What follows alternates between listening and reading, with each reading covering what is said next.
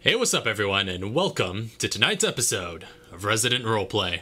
This is a show where a group of friends and I get together and play homebrewed tabletop RPG set in the world of Resident Evil. I'm your host and GM, Raphael, and welcome back everybody. I just dropped a pen. I feel like you could compose a Resident Roleplay supercut of every time I drop something. Obviously all you guys can't notice, but like it happens often like that. I'll just like drop a d20 off the desk and I'm just like, everyone on the stream could just see me just start looking around and swiveling around on my chair. We need to make you a dice tray. Yeah, I need a decent dice tray. Speaking of which, I didn't get my physical dice out, but I'm doing that right now. So how are you guys doing? A dice tray. Sounds like fun. I'm meeting still. All right, sounds good. Well, we're back, and we're going to continue the campaign tonight. Of course, as has been the case for the past handful of weeks, Lisa will not be joining us tonight until later on. But thankfully, this is almost drawing to a close, and I believe next week is going to be her last week that will be the case, which is good because we'll be able to return to some sort of sense of normalcy after that. But yeah, other than that, are you guys ready to get into the campaign tonight? I think so. Let's get it out! Trying to find a properly colored D20 for the occasion, but I guess I'll stick with this green one. Anyway. Green. I'll just say green. Green's good. Yeah, I know you like green. You're green on Roll20. Alright, so. Previously on Resident Roleplay. Your party of survivors was deployed by the FBC into the city of Terragrigia, which is currently suffering a bioterrorist attack. You began your mission by making your way to a building where a TerraSave group was under attack by a pack of hunters. While breaching the building and fighting the BOWs, you discovered your old comrade Kevin among the group's survivors. After a long and arduous battle against the hunters, some of which were modified with a new virus to have cloaking capabilities, you eventually came out on top and secured the remaining staff. You also found your old ally Sean among the group, and after catching up with him, you left them with an FBC security detail and moved along to your next destination, the Terragrigia Mall. So, you now find yourselves... let me change the ambience up a bit here, since you guys are still outside the mall right now. So you now find yourselves on the open blacktop parking lot immediately outside the mall complex. The building that's ahead of you is very tall and wide, as you would expect of a mall, but the lot around you is mostly empty, actually, save for a small handful of cars.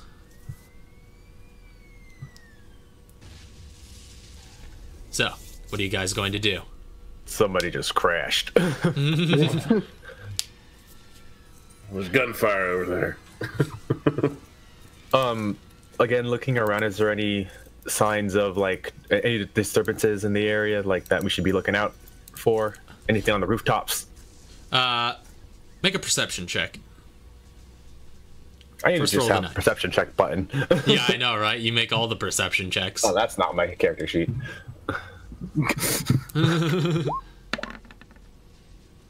15.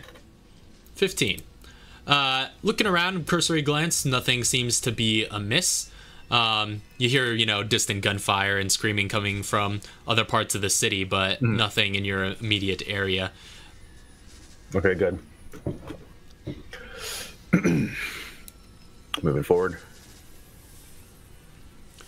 All right. Do we know whereabout within the mall we're supposed to go? You don't know. All you know is that there was some sort of emergency transmission that came from the mall. At least that's what your FOS operator told you, Maya, Okay. who we met last time. But yeah, she said there was a few hours back there was some sort of emergency transmission that came out of the mall, and someone claiming to be a Veltro defector was there with a couple of survivors, and they were looking to get help. And he was promising Veltro secrets if they do.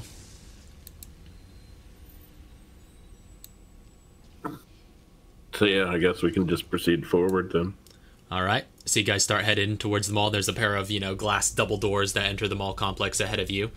Entering inside, you enter through after an antechamber into what looks to be an incredibly spacious atrium. It's got kind of beige tile floors below and frosted glass skylight overhead, which kind of bathes much of the area in natural brightness.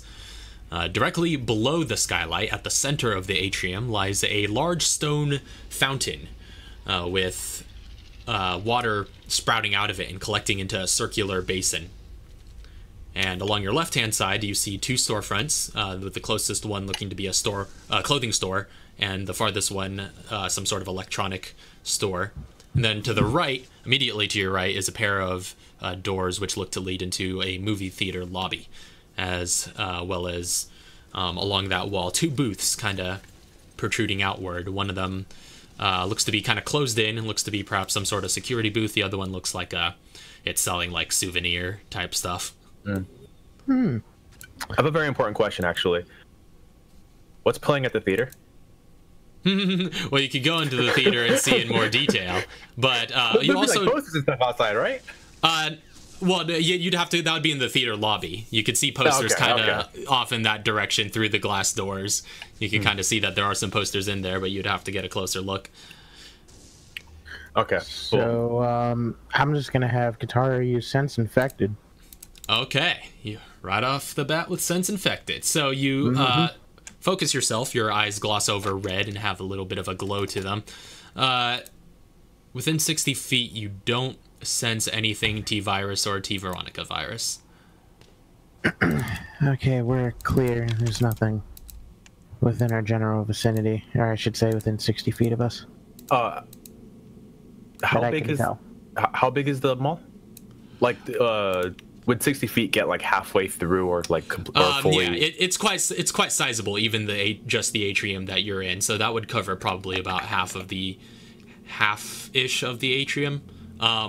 And you see actually at the far end, directly ahead of you, you do see that the mall looks to continue into a different area, but that area is kind of blocked by this large sort of gate that's kind of come down over the entire hall.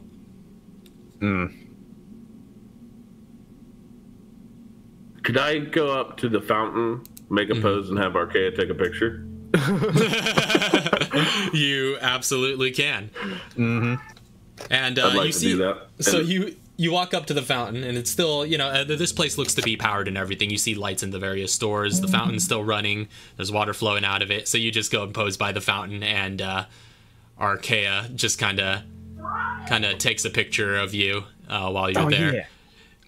Snaps a few photos, and the rest of you, kind of, if you were to take a look around the atrium, are you guys continuing onwards into this general atrium area?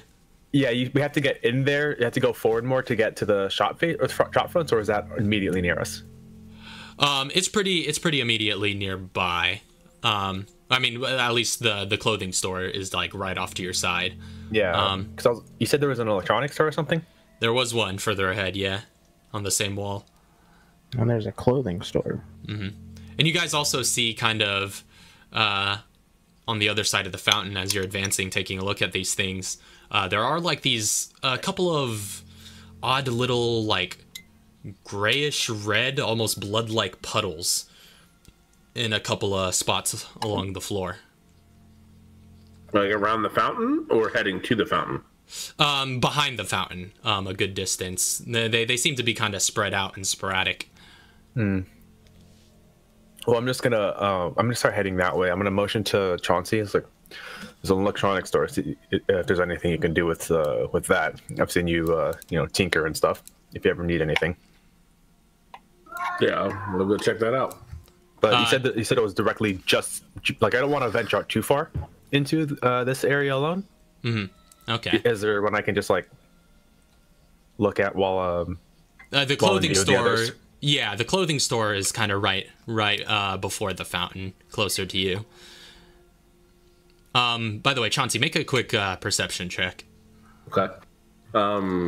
Since you're by the fountain. Should I make it situational awareness for enemies? I'll say situational awareness will apply here. Yeah. Okay.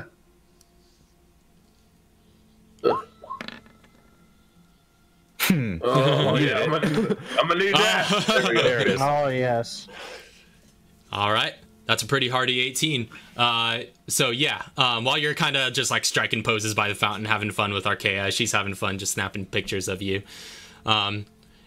You kind of examine the fountain in a little bit closer detail, and you get to kind of just like looking at the water as it flows down into the basin. It's almost mesmerizing, as many fountains are. But you do see in the water, it looks like in the water something looks to be coalescing into like a little bit of a malleable gray slime, which in an instant kind of begins to take form as first like a limb being composed from the water, and then suddenly a body, and all of a sudden this gray slime-like material coalescing out of the water bursts out at you as a whole humanoid figure that takes a swing in your direction. I'm gonna roll a quick attack. Remember, I'm always ready. That's deep damage. That doesn't Plus, I've hit. seen So it coming, yeah. So as it bursts out of the water, you see this claw come at you, but you back away after having watched this take place for some time. The rest of you hear this as this creature comes out of the water, and you see Chauncey being assailed by this strange gray, just like oozy creature. I need everybody to roll initiative real quick. That's not T-virus. What is that? Guys, something just come out the water. Oh no. Yeah. Oh yeah, I need to do Archaea as well. Yeah, roll for Archaea, Lauren, if you could.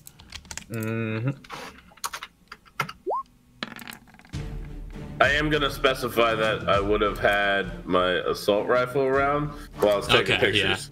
Yeah. Just posing with your AR. Yeah. I'll rock the AR this round. All right.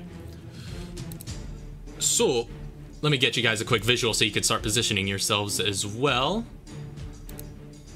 Here we are. Ooh, vicious walls. Quick question. Yes. I guess I'll ask this on my turn, maybe. So these are the sort of the entrances that kind of from the antechamber you just came from, and this on this end is the big kind of gate at the far end of the atrium. So you guys.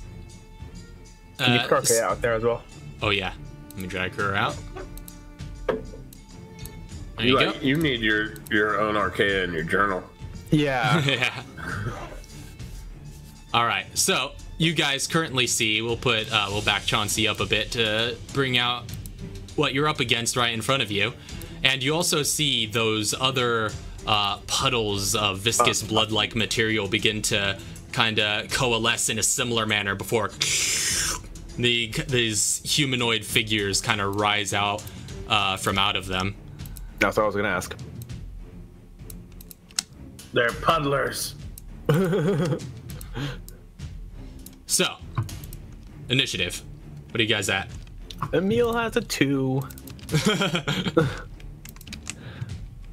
All right. That's a meal. Archaea has a 13. 13. Chauncey has a 17. And then Katara has a 9. All right. Katara, 9. Alrighty. So, top of the round. Chauncey, what are you doing? Now, if I move right now, he can get the attack of opportunity. Like, that couldn't have been my reaction to his swipe at me. It was just to move back.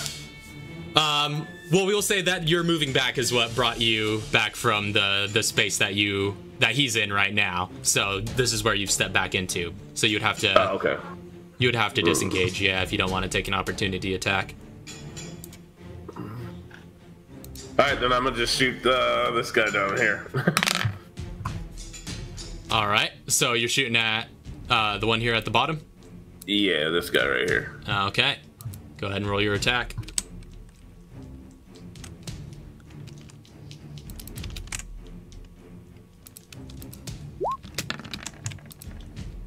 Ooh. 25. Whew, that hits. Go ahead and roll your damage. Firing off 2 shots with the AR-15, I'm assuming? Always. Yes, sir. Ugh. 12. It's good and bad.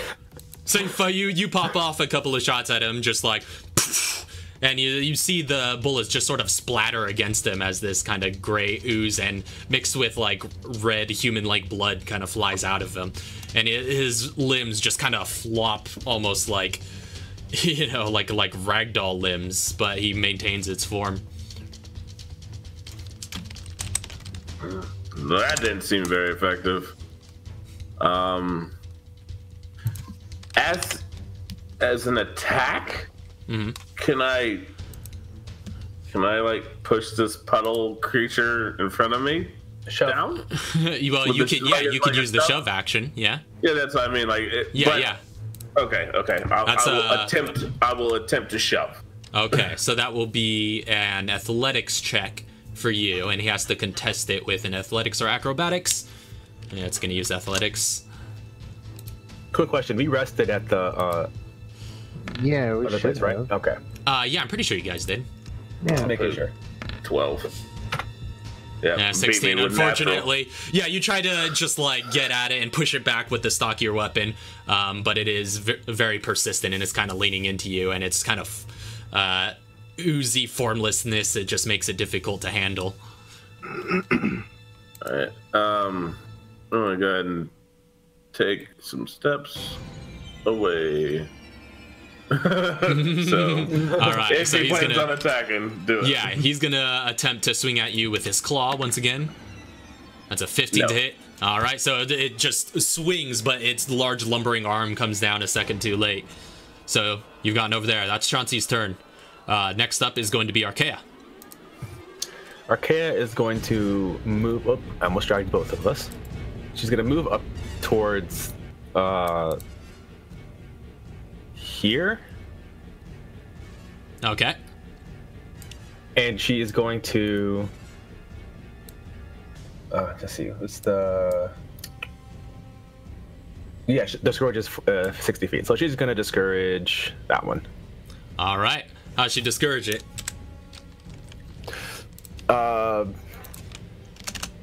You're a big sack of watery stuff. Well, it's gonna roll a wisdom save. That's 14. What's her charm save DC? That's the number. Okay, so it just succeeds. Unfortunately, it does not seem to comprehend. All right. So is that gonna be Archaea's turn? Yeah, she's gonna end her turn there. All right. So the end of Archaea's turn. That brings us to Katara. Oh wow. She's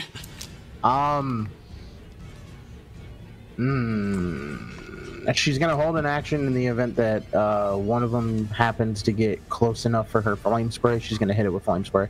Okay, good to know. So you're holding an action up there. Yep.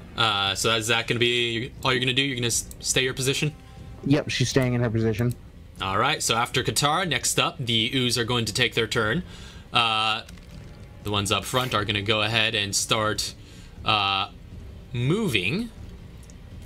Yeah, I guess this one's gonna, having just engaged Chauncey, they don't, you see them start kind of like bringing one leg forward and then after another. They don't seem to be too mobile, given this form. Yeah, and they kind of almost limp and have like this erratic kind of movement about them as they step forward one leg after another. So it's gonna have to dash to get where it wants to go, so it won't be able to make any attacks. That's true. But it gets there. And this one is going to dash towards Emil. And the one back here is gonna dash as well. So they all move into their positions. That's gonna be all they can do. But this one in the back is going to move. It's gonna move forward a bit, and it's gonna position itself there.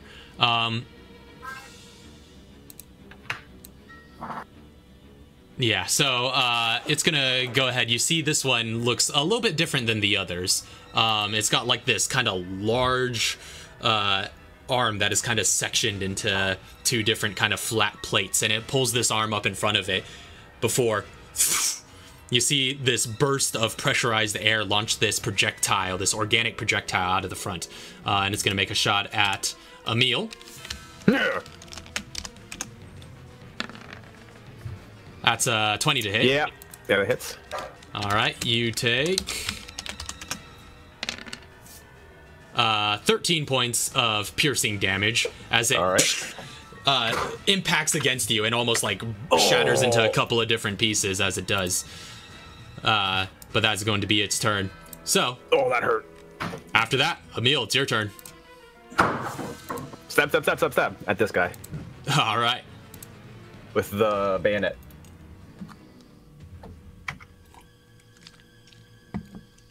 Do 12? Against the guy in front of you, The guy in front of me. that does hit. So go ahead and roll your damage. All right. Is a Hippocratic Oathbreaker. No poison. All right. 11 points of piercing. Okay.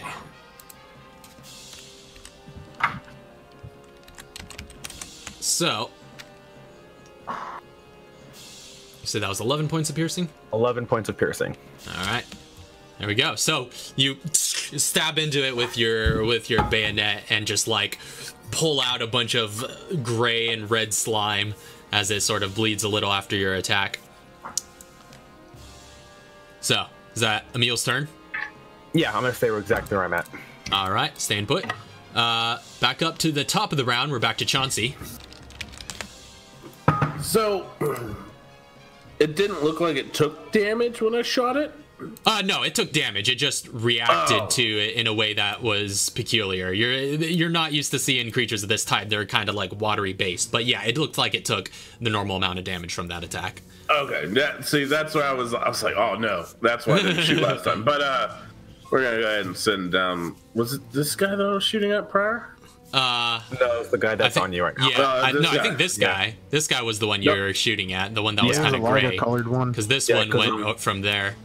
Did it? I thought it went like this. No, Or it did went it go like like this? that and like that. Yeah. Oh, okay, yeah. So this is the guy you were shooting at before. The guy that I just hit. Yeah. Yeah, that's why I confused myself a bit back there when I was like trying to tally down hit points. I was like, wait a minute. What sort of maneuver did they do? All right. Well, we're gonna go ahead and shoot at this guy first. Okay, you just kind of like this one that's preparing to assail you in front. You just kind of bring your barrel up to the other side of him and start shooting past. 13. 13 hits. Go ahead and roll for damage. It is a solid 17. All right, 17 points of damage. All right, so you fire another 2 shots down at him, and they kind of impact against its back. You see it kind of lose its footing and then prop itself back up. It looks, that one, you see like chunks of ooze and slime just kind of falling off the sides where your bullets impacted. It's starting to look a little bit less strong than it once was. Or a great deal less strong than it once was. I'm gonna go ahead and take 2 more shots at it. All right. 18. That's another hit. And that's 12 damage, piercing.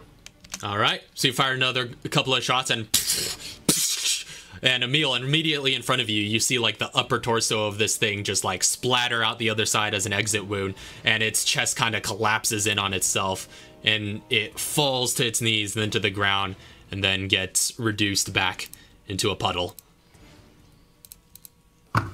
So that's a puddle in front of you right now.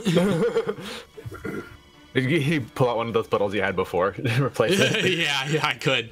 Let me see. While you're trying that, I'm going to put the AR away. All right. And I'm going to start running a little bit here. Let's jog around this dude. Circles around him. I'm gonna take. Oh wait, no. Right there. All right, he's gonna make an opportunity attack against you, swinging at you with that claw that he had primed. That's a 19 to hit. All right. Any grapple to that or no? No, this is just a claw attack. Okay. So you see, you kind of take these big meaty arms that have like these almost organic spike-like protrusions coming out of them, and it just swings at your back and hits you, dealing 9 points of slashing damage. Okay. And that is it for me. And that is it for you. So, next up is going to be back to Archaea. Archaea's going to move her full movement to this corner here and like take cover, and she's gonna like peek around the corner and start yelling at the guy with the arm. And she's like, "Hey, quit shooting at my parents!" And she's gonna discourage them. Okay. So wisdom saving throw. That's a 6. That fails. Nope. So this guy is not having none of it. He is just like very, very upset at this verbal assault that it's just taken. So he's gonna be thrown off his game a little bit. And for I forgot to do this for her last action last time, but she's gonna spend the rest of her turn, of course, documenting and verbalizing into her headset, because that was a bonus action, and she's gonna use her action to just be like, what's going on, and dictating everything. All right, sounds good. So that's Archaea's turn. Next up, back to Katara. Okay, so she is going to just gonna move up to here. It's about 10, and she's gonna flame spray the one down below, just down below. All right, so go ahead and roll that attack.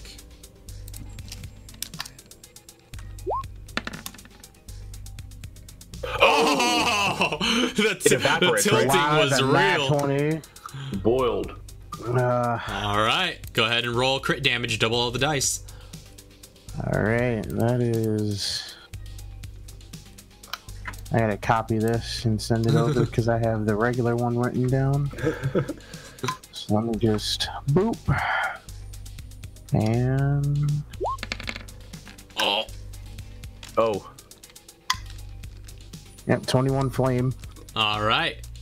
So you pull out your canister once again, and just the fire flies forward and just like engulfs him. You see steam just rising off of its shoulders as the flames lick around it. It just looks taken aback and just like knocked back by this impact, but it's still standing. So that was a hearty hit, though. So that can be Katara's turn. And then after that, she's gonna move. She's 10, 15. She's gonna move back here. All right. I have no doubt you can get there with your movement. Yeah, she's just like, okay, bye. And then just.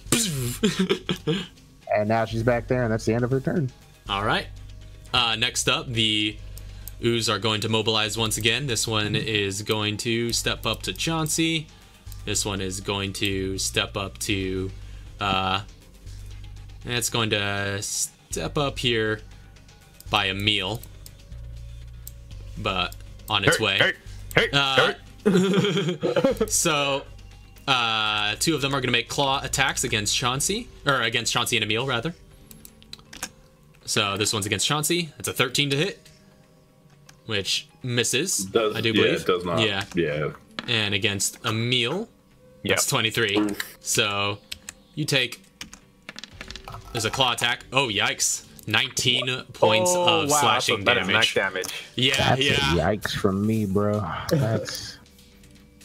That was max damage right there. Yeah, so one swings at Chauncey, just catches nothing but armor. The other swings at Emil and just gets a hearty hit. Just scratches against you and knocks you off your footing. This one, feeling quite harassed by Archaea, is going to step forward a bit and try and take a shot at her. She'll have 3/4 cover, though. Okay. And it has disadvantage. So that's 24 and... Oh, wow. 23. I think that still hits her, even with 3/4 cover. What's the 3/4 cover give her? It doesn't matter. Yeah, doesn't matter. It's +5, I'm pretty sure, to her AC. It doesn't matter. So, yeah, she takes... That's just unlucky. That was just unfortunate. I feel bad about that one. 7 points of damage as it raises its organic kind of projectile arm up and just fires a small pellet in her direction, and it just like clips around the corner and sticks into her shoulder. I like to think it hits the corner and takes a chunk of it with it. Yeah, just like... Yeah, that's true. This one's just a booth, so you know it's not too durable. All right. And that is going to be the end of their turn. Next up is Emil. Hey! He's gonna move.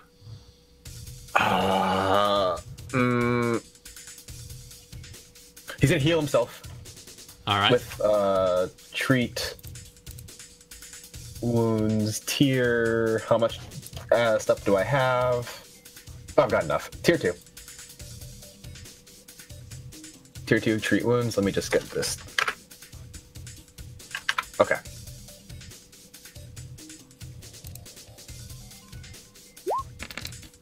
This is on myself, so I regain 20. Get that offset out of here. I just recovered what I did. Oh yeah, +1. All right, and then I'm going to use my bonus action to attack since I healed myself with a healing feature. This is true. Combat medic features. I'm gonna move here, and I'm gonna take a shot with my rifle at that one. All right. Yeah, I think that's what I'm gonna do. All right, go ahead and make your attack. Let me just see how much ammo I have. Yeah, I'm gonna take a shot at it. It's gonna be 2 shots. Yeah, I'm gonna take 2 shots.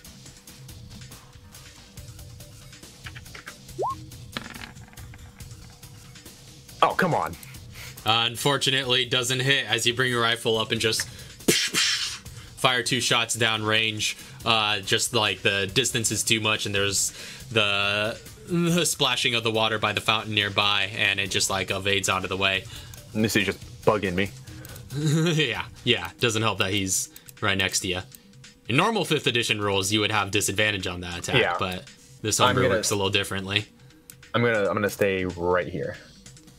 All right, so staying put. Yeah. That's gonna be the end of Emil's turn. Back up to the top of the round to Chauncey. All right, I'm gonna go ahead and pull out my shotgun. All right, shotgun's out. Yep, and ba-boom. I'm gonna shoot this dude right in front of me. Headshot. Okay. 17. All right, and that's with advantage because the quarters. Yeah. In case you want to try for a 20. Nah, 17, 19 now. 19. Either way hits, so go ahead and roll your damage. And that is 4, 8. And that's... I keep forgetting to have this auto set, so that's 4, and then 10, so 14. Oh. That is 35 points of damage. Oh, hot dang. So you aim high and just unleash 2 shotgun shells right into its face, which you see its head just explode into a bunch of just like liquid flying out the back before like more ooze kind of coalesces from the shoulders and reforms the head. I pictured this to be like Terminator.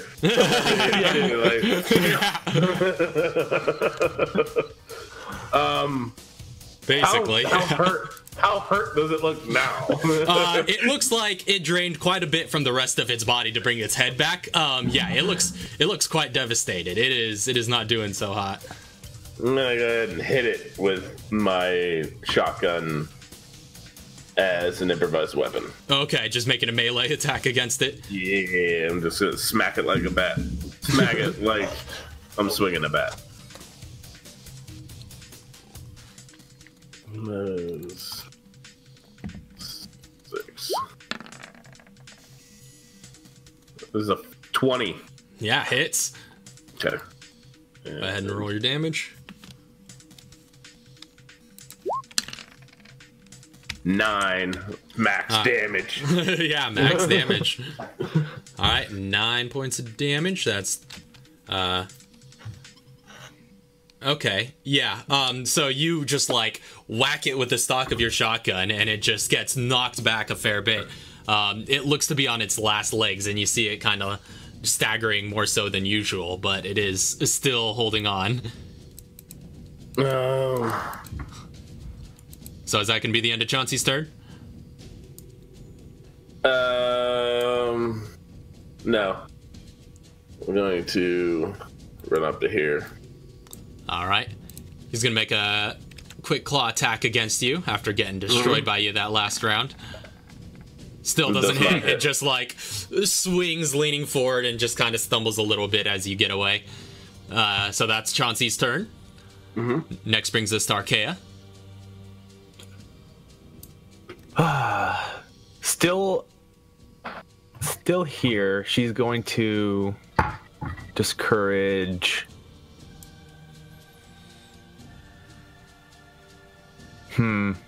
Discourage that one? All right. And she's going to use her action to encourage Chauncey.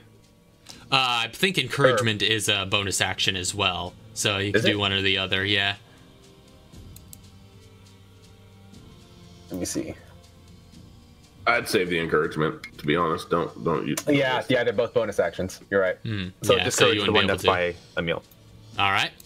So it's going to go ahead and roll a wisdom save as she's berating it. That's a natural 20. So clearly it wasn't too effective, whatever she said. But, Get out of here! Yeah, it's just like, it doesn't even know. Shoot! All right. So that's Arkea's turn? Yes. All right. So next up is going to be Katara. Okay. Time to move up to here, and then she's gonna try and flame spray it again. All right, another flame spray. 20 hits. Cool. Go ahead and roll the damage.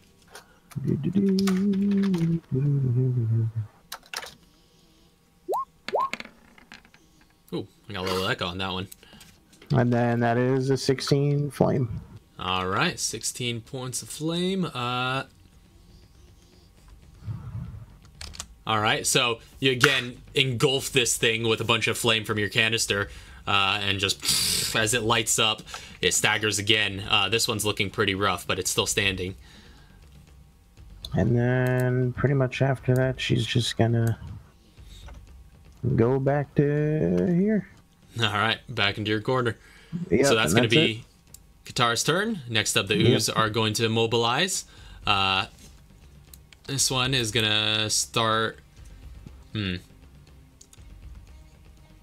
this one's going to move over here. As that's the only target that it could get to with that movement. This one just being a little frustrated with Katara is going to attempt to move towards her after getting flamed a couple of times.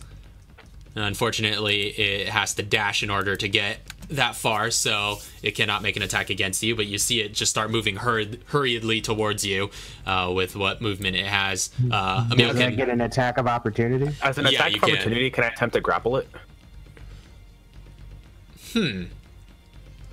I mean, I suppose... It's a melee attack. I suppose not. Technically, it's different for players. I would say not. I would say not. Step. Odd rule against it. Yeah, you just have to just like quickly try and do a strike as they're running away. So like jump on it as it's running away. Like you could grapple it if that was like part of an attack, but it has to be an attack. I can't just be like, ah! yeah, just like dive on it, just body slam. No, what was that? 13? 13 to hit. Yeah, that which hits. I think hits. Yep. Bureaucratic Oathbreaker, no poison. Did you use that on your last turn? No, I missed last turn. No, right, you missed. Yeah, so yeah, it is technically still available. So, 16. All right, 16. 16 slashing. Okay, so as he is attempting to get away from you and towards Katara, you just like slash across its back with your knife and just like practically cleave it from the shoulder as its bits fall to the ground. It just like collapses into a heap, and that gray ooze just liquefies into a little puddle. So I got that one's down. Well, let me see if I can. Ah, hey, that's neat. Oh, nice. All right. All right, so, oh yeah, it's still their turn. That was the opportunity attack. So, Chauncey's looking a little surrounded, so they're both going to make attacks against him. One with a claw, one with its sort of organic crossbow. There's the claw. It's an 18. Hits. All right, Yeah, and with the bow, that's another 18. Wow. Hits as well. So from the bow, you take, I don't know where the other one went, 7 points of piercing, and from the claw, you take 11 points of slashing. As they just both sort of assail you all at once, you get hit from both directions in the midst of this fray. So that's going to be the Ooze's turn. Emil, you're up next. All right, I'm putting the rifle away now. All right. Just gonna move to here. Because I can't pull out another weapon on. Not in the same turn, turn. Yeah. Okay. Unless you use your action to do so. Yeah. I'm just gonna heal Chauncey, All right. which is a tier 1 treat wounds. You gain 9. And now I'm gonna attempt to grapple the one below me. Okay. Yeah, you're going to use your bonus action to grapple. Yes. All right. And that's just a melee check? No, it's athletics. An athletics check for you. Athletics? And it's gonna, okay, yeah. so it's not, yeah. Yeah, it's the athletic skill. Okay. So just a contested skill check, which it's going to contest with That's pretty good. 22 versus 9. Yeah, this thing is grappled by you. Yeah, get over here! That must be nice of you getting to do that for a change. Yeah. So is that going to be Emil's turn? Yeah, he's like got it pinned down and he's like reaching for his Glock and he's like trying to get that out. All right. So that's going to be the end of Emil's turn. Back up to the top of the round to Chauncey. Remind me real quick what happens when something's grappled. Is there bonuses like advantage to attacking? I don't believe so. I think it just keeps them from moving. So if I move right now, will it get opportunity attack? I think it still would, yeah. Okay, then I'm gonna hit it first. All right. Let Let me double check the conditions. Yeah. You can double check that before I attack it. Yeah. Yeah, I'm looking at grapple right now. Yeah, Looking for it, at yeah. least. Okay, yeah, they're just yeah, it's just, its speed becomes 0, and yeah, that's it. The rest is just conditions or things that would cause the condition to end if stuff happens to the grappler. So, yep. So yeah, he would get an opportunity attack against you. Whack. 13. Hits. All right. Is this just a melee attack? Yeah, it's just a melee attack. 4 points of damage. All right, you just like bop him in the face with the stock of your shotgun, and it's just like its head shoots back, and it just looks completely dazed. But it's still standing in Emil's clutches. It looks to be hanging on by a thread. Oh no! Oh man! All right, give it the opportunity attack. I'm moving forward. All right.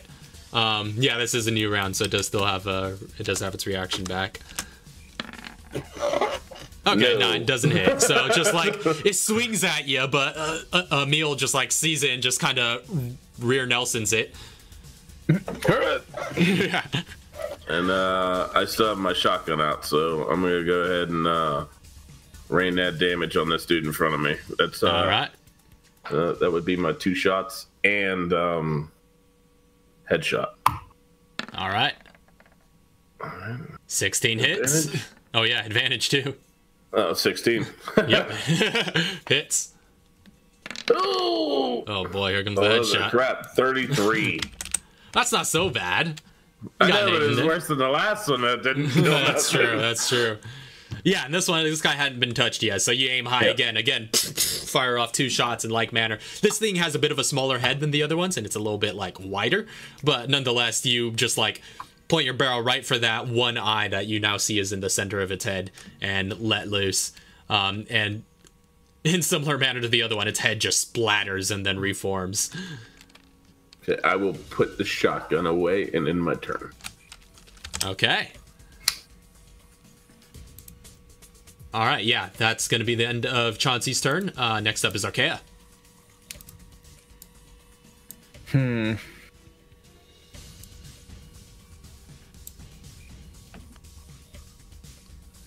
She is going to...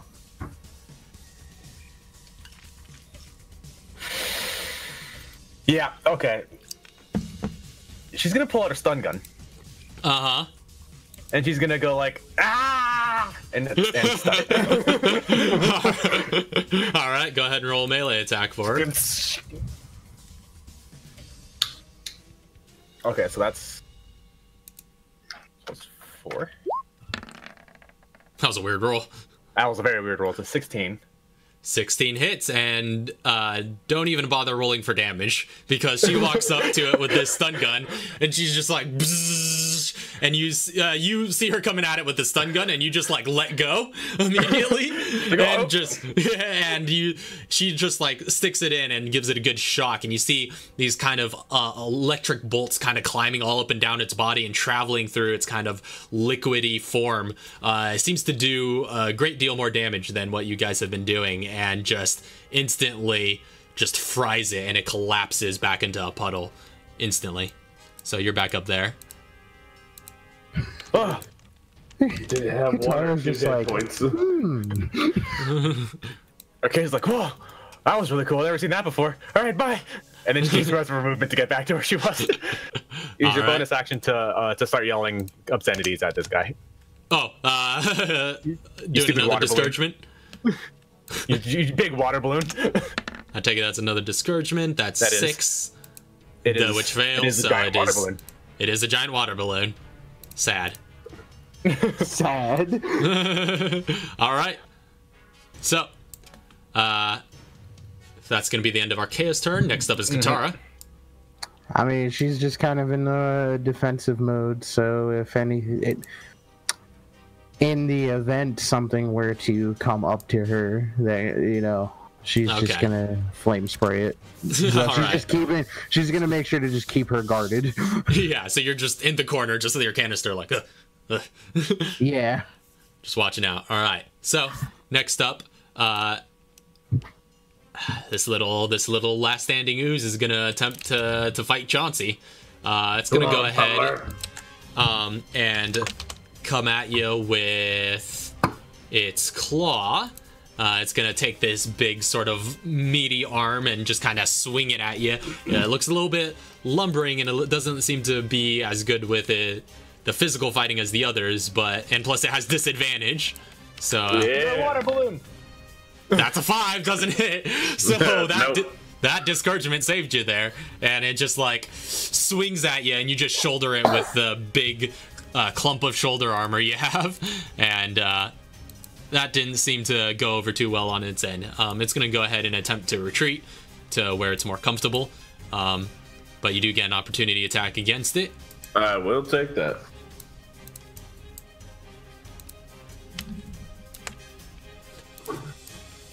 Which one of these is the feeder? This door right here behind you guys is the feeder. Oh, never mind. Okay. Okay, no. So, just really quick, these two are the shop.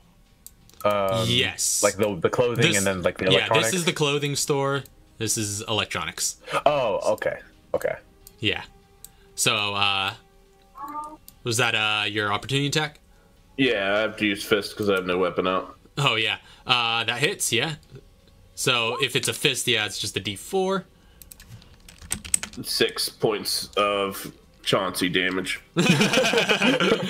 Yeah, so you see it walking away and you're like, hey, where are you going? Just bop right in the back of the head with a stiff jab. And you just like rock its head like a speed bag, but it keeps going. Alright, so after its turn, it is going to be Emil's turn. Alright, Emil is going to move up to here, pull out his handgun, and we'll take shots at it. Alright. I'll say around cover. Yeah, I'll say I kind of have to step out here to overcome the cover, but then you could just step right back. Yeah. So, boom, back.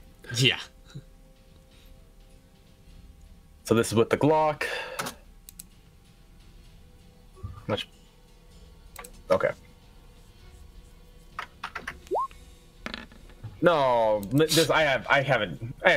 think I've hit anything with this Glock. No, yeah, this Glock is the worst. So yeah, you just pop out of cover real quick, just fire a shot. You see it scatter across the wall next to it, but just for a quick fire from the hip. Yeah, just kind of, yeah, you're peeking out the side. Come on. Using the side sights and all that, but it'll just for a quick shot. It doesn't seem to have found any landing on it. Yeah, I'm gonna stay right here. All right. So back up to the top of the round, we have Chauncey. Well, I'm gonna pull out the FNP90. All right. And I'm gonna sidestep over this way, and I'm gonna just start lighting him up. All right, light him up. That is 5 shots at full. 15 hits. Yep. 15 and does 5 D4. And now it says that I have this stopping power with the weapon too. Can I use that? Yeah. How does that work? It says once per turn, when you hit with this weapon, you can force the target to make a strength saving throw. And it has to beat my DC. All right, so it's gonna first roll your damage, just in case. Let's see. Oh, it may not survive. So why waste it? That is okay. Right, yeah, okay. Oh, it's just +3. Sorry, not +6. Oh, so what would that bring the total to? -3, 12. 12. Yeah, either way, you just like let loose with the P90, and just like as the spread of bullets just impact against it, you see a whole bunch of different areas of its body just shooting out a mix of gray ooze and red blood as it just collapses to the ground mid-burst and dissolves into a puddle.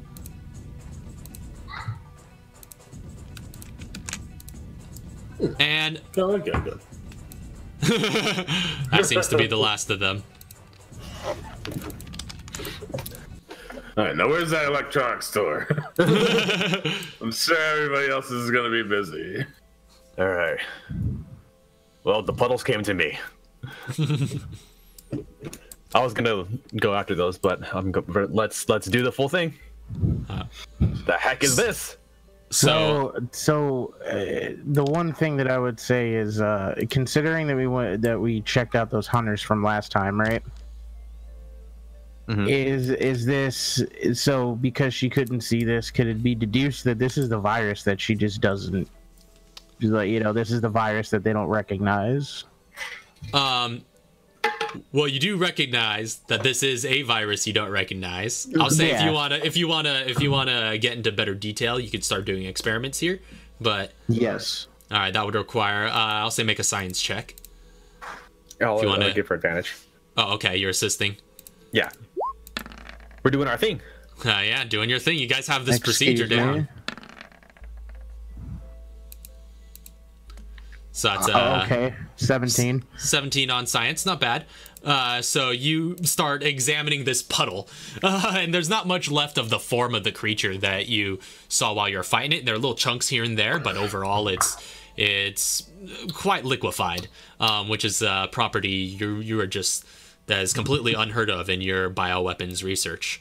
But yeah, you do, after doing some experiments and running some samples of the liquid through your various equipment, and with your medkit and chem set combined, you are able to determine that this would be the same virus that you detected within those invisible hunters. And yeah, it seems, I guess, yeah, you don't get too much more beyond that, but you do get to identify it as being the same virus, the same exact virus as you found in those hunters. But where it was just a trace in those hunters mixed with their T virus base, this one is just raw whatever that new virus is.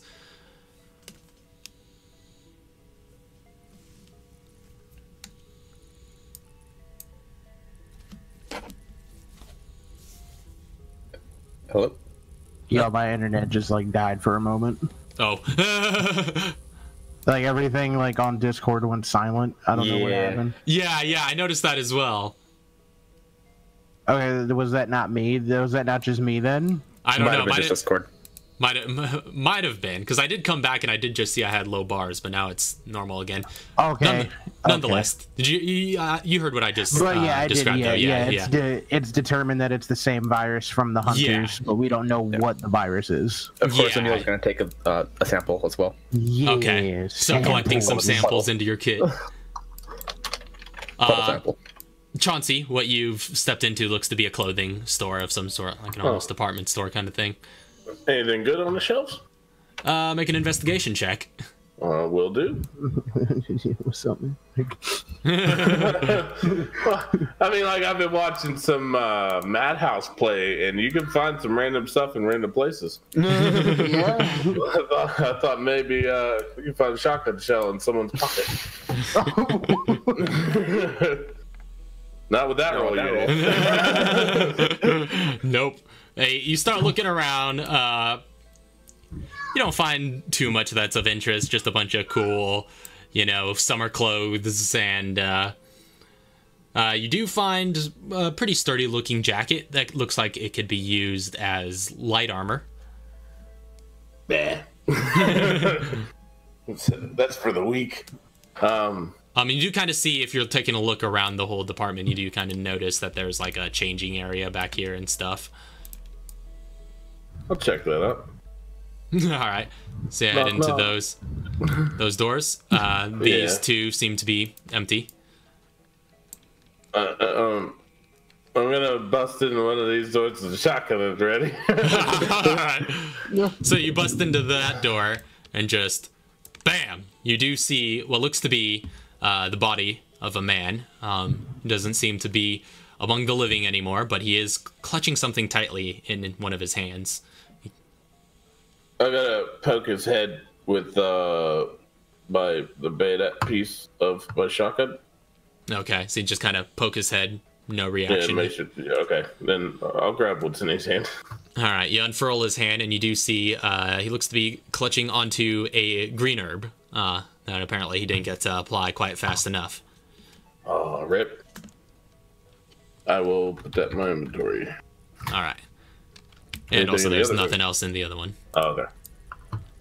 And do I see like any? All right, yeah, no, I didn't see nothing. Yeah, okay. you already did your search.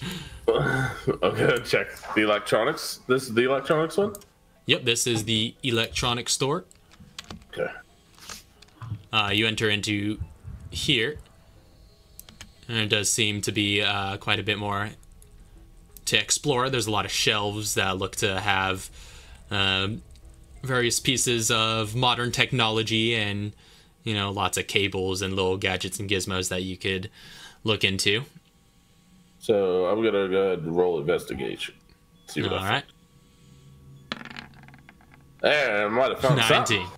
All right. So taking a look around, you do find quite a bit more in here. Rummaging through, you do find enough to salvage perhaps 3 scrap material and 5 batteries out of the materials available here. Yo, Emil! What? You want this green herb? You found a green herb. I found a green herb. Though, I don't as know why you're I'm measuring out my stuff, but yeah, Chauncey, as you're searching around this shop, though, you do hear some noise coming from the back of the shelves. Oh yeah, I can hold that green herb for you. I can get that. Okay, I'll give you the green herb. And Kind of in this general area.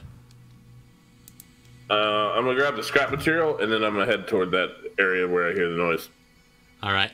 As you head here, you do see now what the rest of what's back here. You do see this strange creature, kind of gray and oozy like the others, but just it's basically 2 legs at the bottom of this big bulbous, just like bubble essentially that is on top of it. This flesh-like slimy bubble, and it seems to have become aware of its presence and is gonna start walking towards you. And how many scrap material did you say, by the way? I'm sorry, I didn't write that one down. 3 scrap material. Okay, that's it. Okay. Well, it's coming at me. I'm gonna stab at it with the bayonet. All right, go ahead. Do you have a bayonet on yours? I've had a bayonet on my shotgun since I got it. Oh, really? Yeah. Snaps. I haven't used it because I was gonna say shotgun. There's the opportunity, but I only use the karambit for my offhand attack because I can't with the bayonet. Right, yeah, I forgot about that, man. All right, go ahead and roll for attack real quick. It doesn't seem to have any arms. I think close quarters combat is the best. So that's 19. Go ahead and roll your damage. What is...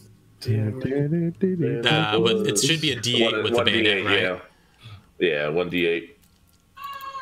Yeah, Mule's been using it, but I just don't remember. I'm gonna go ahead and tack on bleed to this thing too. So it's just gonna be a mess in a minute, anyways. And meanwhile, guitar in the other place just, what's in here? Oh, it's a nice dress. Okay, and that is a total of 14 points of damage. All right, so you just and give it a good hearty stab with your bayonet, and as the blade sinks into it, it seems to like go limp and slump onto your blade, and as it does, you see it start to inflate, and then just as my extra attack, can I run? I'm gonna need Chauncey to make a mobility saving throw. Okay. All right.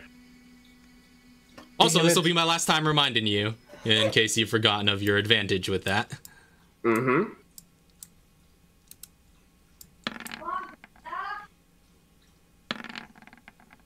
And both of them are garbage. 9. So that fails. What does this look like? So this thing goes, and you take. It's not like an implosion. I'm safe.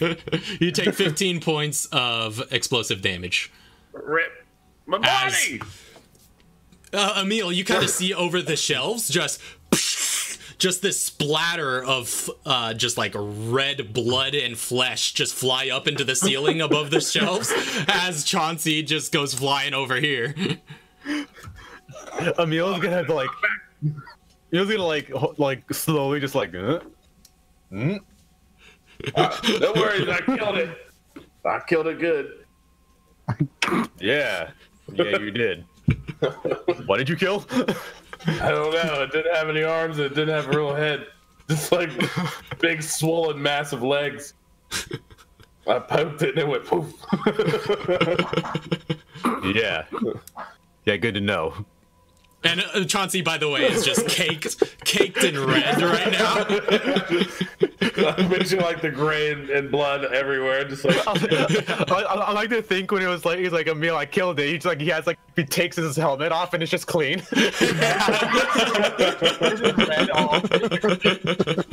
He's like. It's like a Chauncey outline on the ground. Yeah, just Looney Tunes. Emil was just going over like, yeah, you got it. You definitely got it. Good. I got it real good. All right, now give me a minute, real quick. I'm gonna do something with this herb. Is there? Oh wait, here we go. I'm gonna go wash off. He just sploosh into the fountain. I'm combining the green and red. I have a green and red. Oh, wow. Yeah, I just have to critically fail to fail, so. All right. Yeah, your combination's good. Actually, I was going to say, because we delayed the release of the rulebook update to next week, I was going to let you just run with the new scavenger rules, which I've already told you about. So we'll say you just auto-succeed that. I forget how that works already. It's just that medics will auto-succeed on combining herbs. Okay. Starting in the next update. Yeah, but like coming out like it was supposed to come out today, so it was supposed to, but yeah, it didn't quite. Well, I guess it was kind of ready, but like I was like, I just wanted to make sure. But yeah, so but I'll say that ready, but we weren't ready for it. Sure, we'll say that. But yeah, so that we'll say that rule is effective right now, though. Okay, yeah. Since I already told you about that earlier. Yeah. So I've got a green red now. Question. If I turn a green red into a med fluid, does that like change anything, or does it have to be like a green? I think it just says it has to be a green. One green herb and one chem fluid. I can't make like a super med fluid. No, there's the value of the med fluid stays the same. So I would say you could use that as an ingredient, but you would essentially be getting less for it. So, yeah. Okay. Fine. Yeah. Okay. So I'm gonna stick. Wait a minute, I haven't used my herb sprayer yet, so I'll keep that there. All right, you got a green, red, and an herb sprayer. Yeah, so Emil and Archaea both haven't used our meds, our herb sprayers yet. All right. Oh, by the way, Archaea has been documenting these creatures and like their strange liquidy bodies, and she's going to wander into the movie theater. All right. So she wanders into the movie theater, and she just like absentmindedly talking a bit like into her headset. Like she's like investigating this thing, and she's like talking about it. She's like, "Oh, movie theater." Yeah, and as she wanders in there, she just sees it open up to this big lobby. We'll get to that in a sec. But meanwhile, Chauncey's done bathing. Katara's in the clothing store. Yeah, I was gonna be like, can I do an investigation check to see what's here? Yeah, sure. Take a look around. Investigation check. Yeah. Oh! Yeah, what's in here? I want them digits. What's in here? So you two find the sturdy coat, which looks to be an above-average light armor for anybody in the party who might use it. With that investigation check, though, you do also find okay, you find some pretty cool new kicks. There are these shoes that look to be very, very sleekly designed. She's got the best footwear. Yeah, I know. Katara with the footwear. In fact, let me go ahead and get you the stat card for that. But you have found what look to be a pair of unencumbered shoes. Okay, let me see this.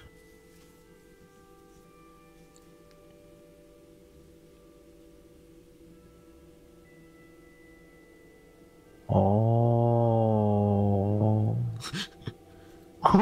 So,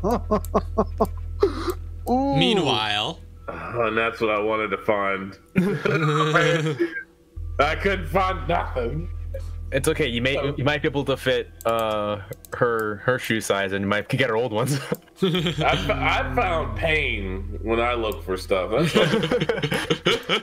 By the way, you guys are all standing out here in the atrium. You would be able to see into here since it's just a booth. Okay. But yeah, all right, is this a booth as well, or?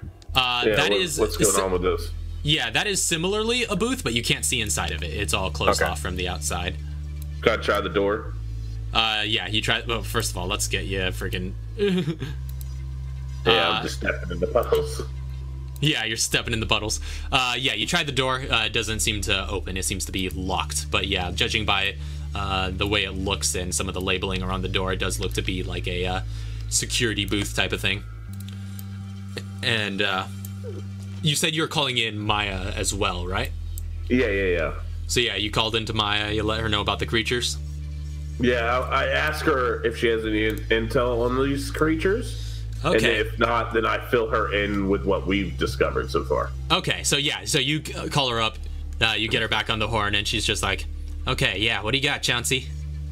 Yeah, I wanted to find out some information on these new creatures we're up against. They're gray, puddle-like.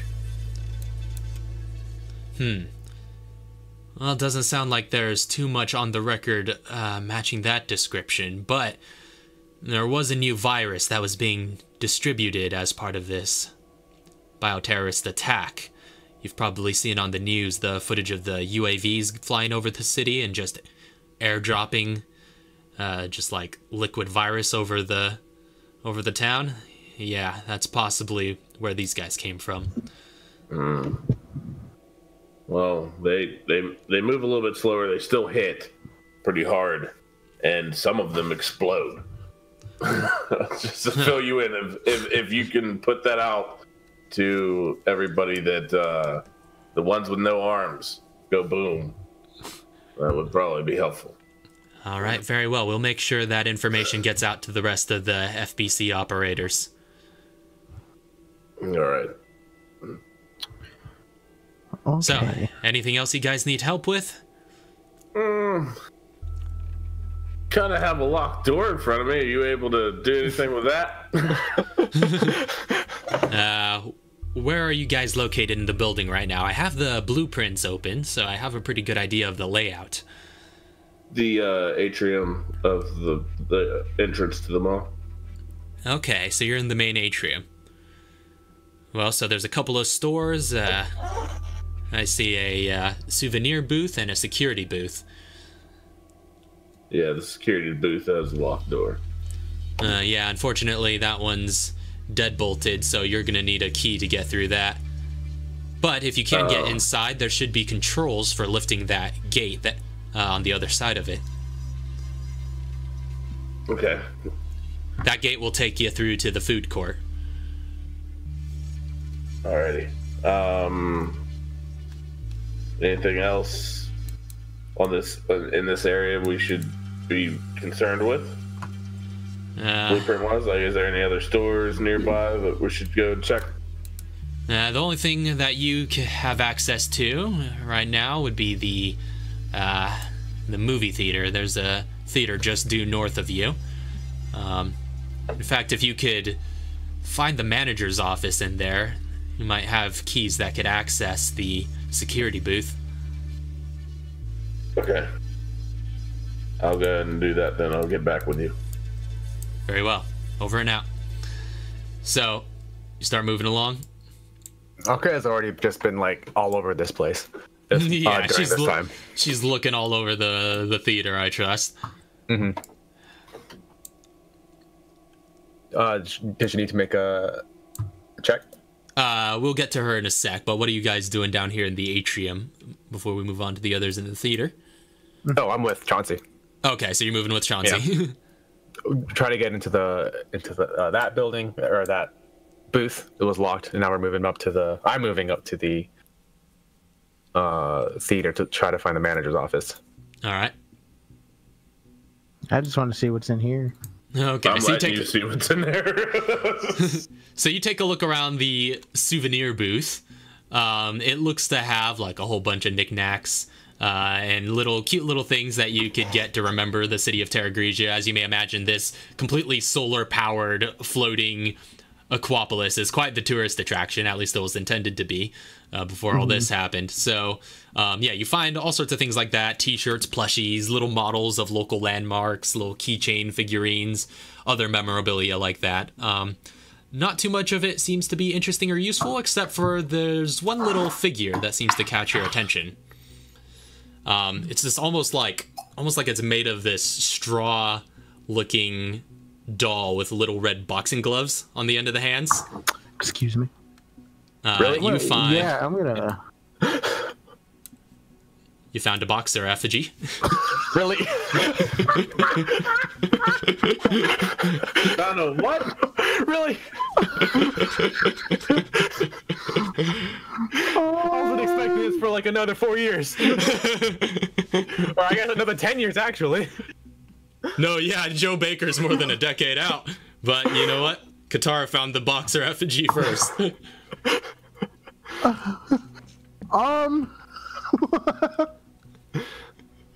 Yeah, my inventory's full, so y'all are gonna have to like Just throw it in that chest. We'll get there eventually. Yeah, you see this little like wooden chest in the corner that looks like it could store stuff for you.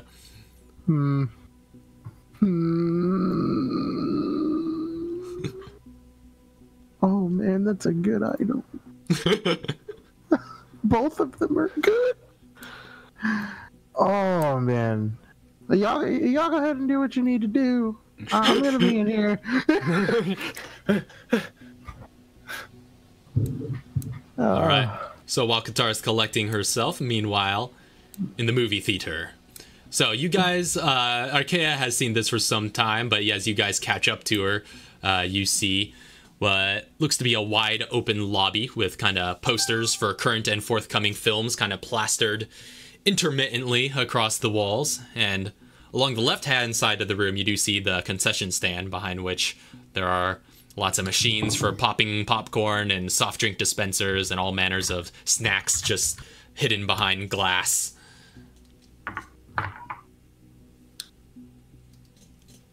Where's the manager's room at? So let me actually move us over real quick.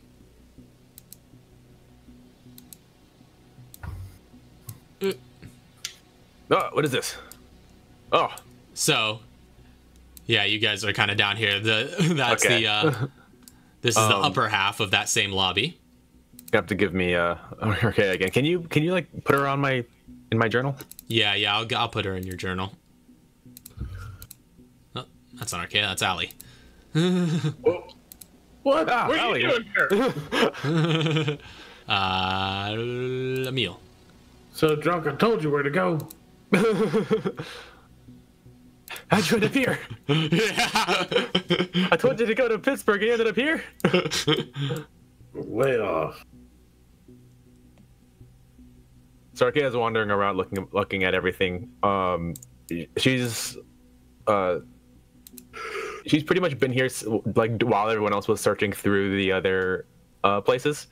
So should we have her make her check? And what observation count for this for looking for items or other things? If she's specifically trying to find resources, that would be kind of different. If she's like looking around to get like the lay of the land. Well, because this was while we were splitting up looking for resources. This was what she would have been doing during that time. Okay. Yeah, go ahead and Because she doesn't know anything about the manager's office yet. Yeah, so go ahead and make a perception check with advantage then, if you want to use her observation. All right, what is hers? Oh, whoops. Advantage.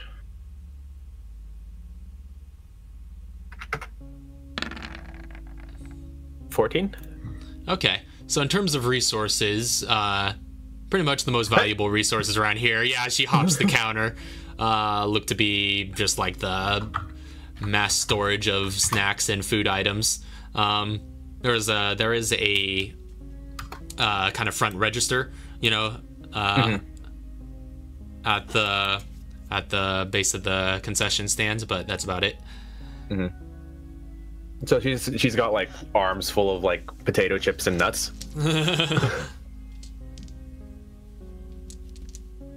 And she's like, oh, hey, everybody. And she's like eating potato chips out of like one of them.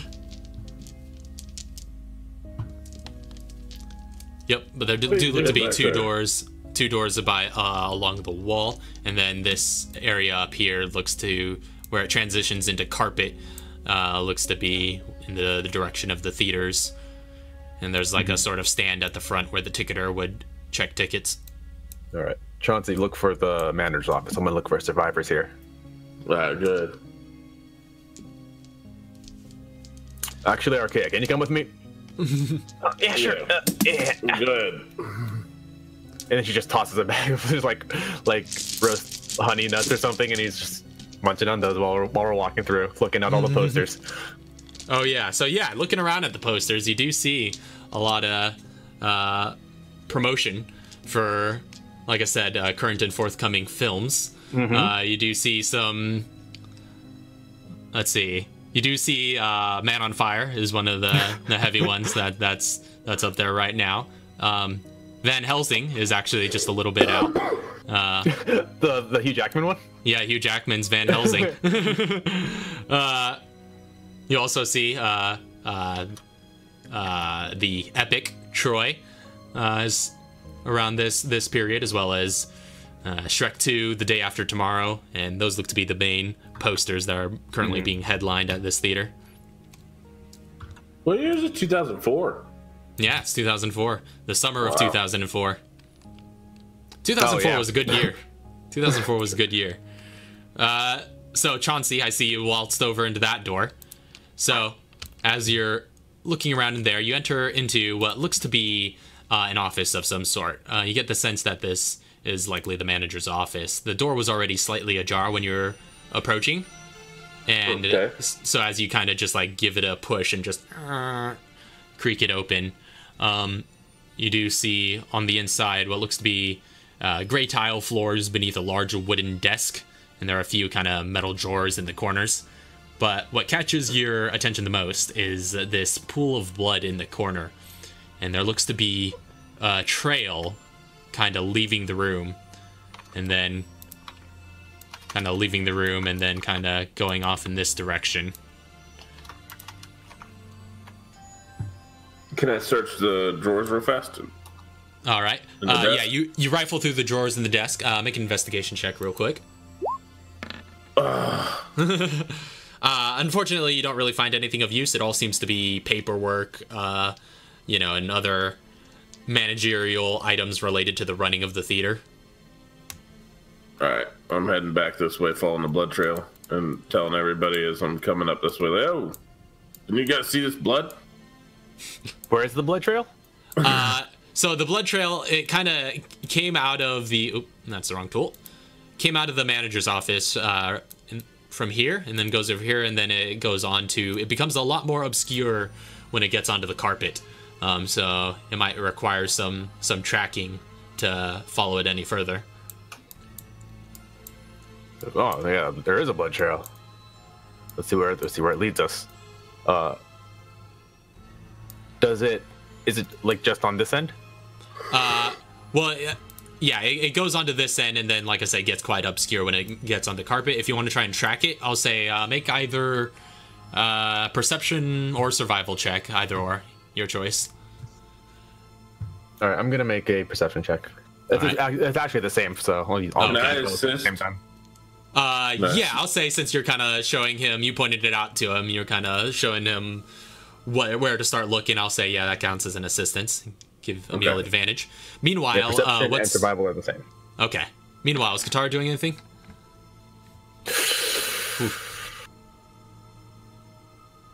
Oh, no. She's, yeah. So she's still just back by the booth? Yeah, she's back by the booth right now. All right. So, with 15, you start following it, and you follow it a good deal into this hall, and it gets about yay far before it starts fading away, and then by here, you pretty much lose it. It seems to have just, like, soaked well into the carpet and been left a little while, but it was aligning along the left wall for how far you did follow it. There's red dots in the carpet pattern, and I can't tell. Well, Hold on. You want to take that door over there? I'll take the door up ahead. yep, let's do it. All right. So you guys are heading into theaters 1 and 2, and yeah, Chauncey, as you enter yours, that's as far as the map goes, but you do enter into what looks to be a pretty sizable theater. It kind of transitions to purple carpet as you go in, and there's just like this huge set of just, in fact, there's a little bit more to reveal, but you can't necessarily access it from the map. But yeah, you do see all the different chairs as it kind of goes up into the back. There's nothing on the projector screen, but this whole room, after giving it a good cursory search, seems to be empty. Okay.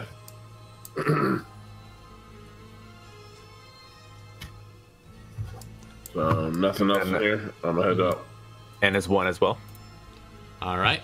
So heading in there with a meal, you enter into theater number 1. And you enter about that far, and you see again the purple carpet. You see the silver screen ahead of you, and if you were to continue, you call out. You don't hear any response.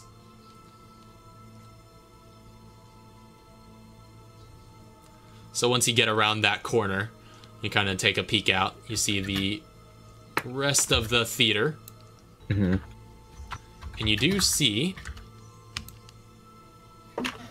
what looks to be a man kind of slouched over in a chair at the far end of that theater. And that is going to be where we take our midpoint break for now. So we will leave it there. But in the meantime, we're going to go on a quick break. We will be back shortly hereafter and see where this leads as you guys venture into the movie theater. But yeah, for those who may be watching in the chat, don't go anywhere. Just going to put the pre-stream on for a bit, and then we will be back momentarily.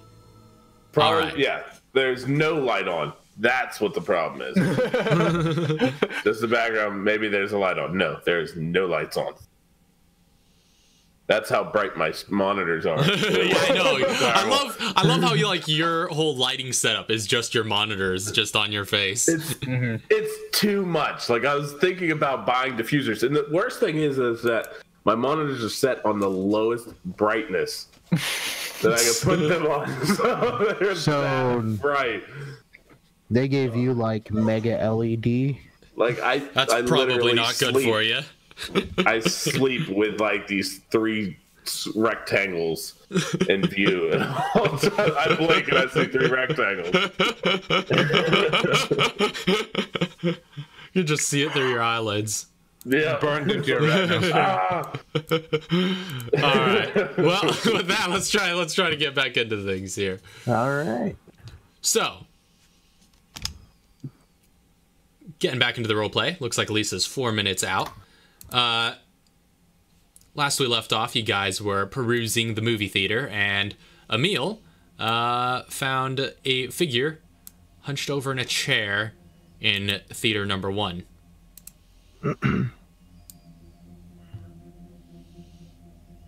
Okay. So, and Katara's still hanging back at the booth. So Katara's gonna call up Chauncey on the Bluetooth. All right. Chauncey, hear Katara's voice come in. Chauncey. Yo. What up? So I might have something. I might have something for 2 people. One Archaea, and another thing for you. Actually. You mind bringing it up to us? If you want me to, yeah, I could. Yeah, we're in here checking out these theaters, and I wanted to go check out, see if there's any more rooms to check. All right. I'll go ahead and do that, but I got to talk to you about the item specifically. Okay. That I want to give you. Okay. All right. I'll be on my way. All right. See you whenever you get here. All right. I realized I was muted, but Emil just would have gone like, contact. Yeah. And Emil doesn't have a Bluetooth, right? Or did he? Yeah. So you just yell that out the theater door. Okay. Oh yeah, it's true. So you still yell that out the theater, I imagine, and she's like, come on, I could just call him. And she hits it up on the Bluetooth. I think I'm running in. What kind of contact? I think I found him. Sir, are you all right? All right. And if you want, whenever you're ready, you can drag Katara out onto the bottom. Okay. For whenever she arrives. Say the So you start- bottom, like in that open space. Yeah, to the lobby.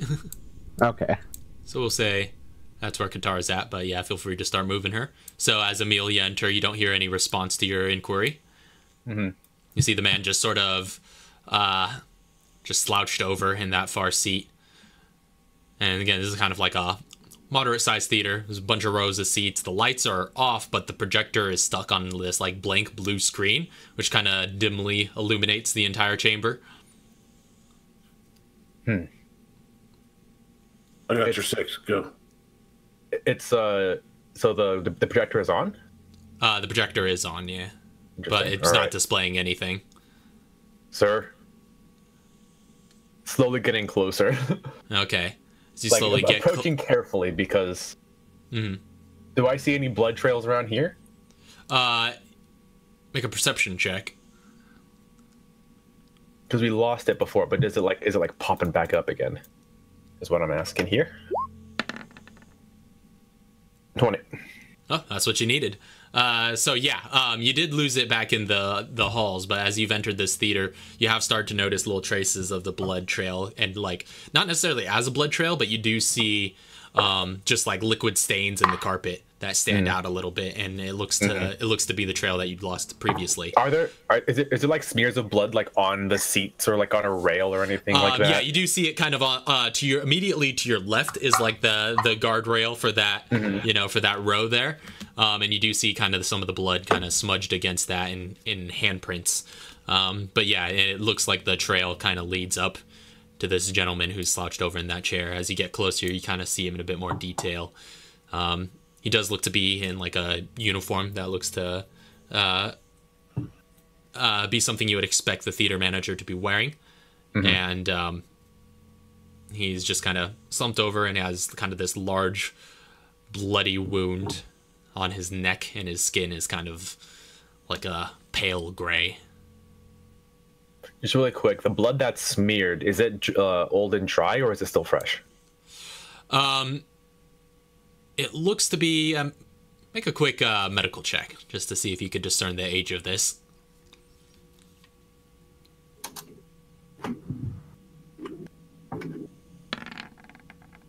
Oh, come on. 11.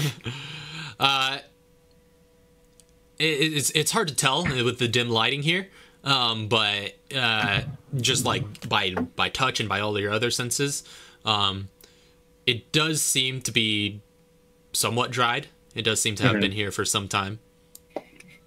Okay. All right. Sir, can you hear me? And still no response.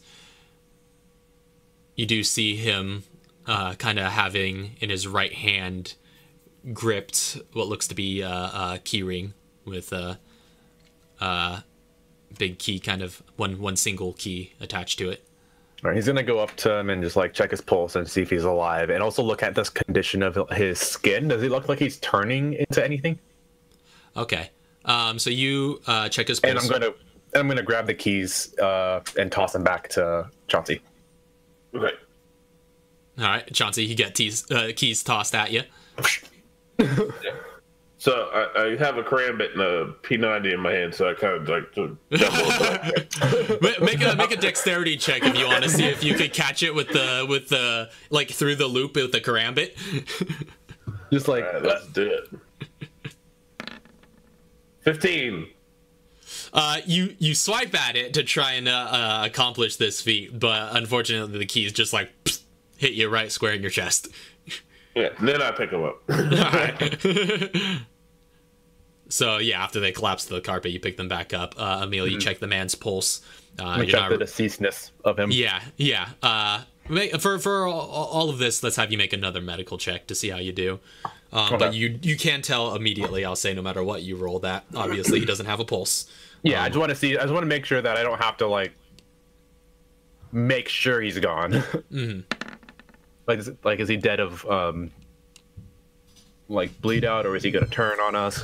Yeah, okay, 23. yeah, so 23, that's a pretty hardy medical check. So you give him kind of once over with your medical routine.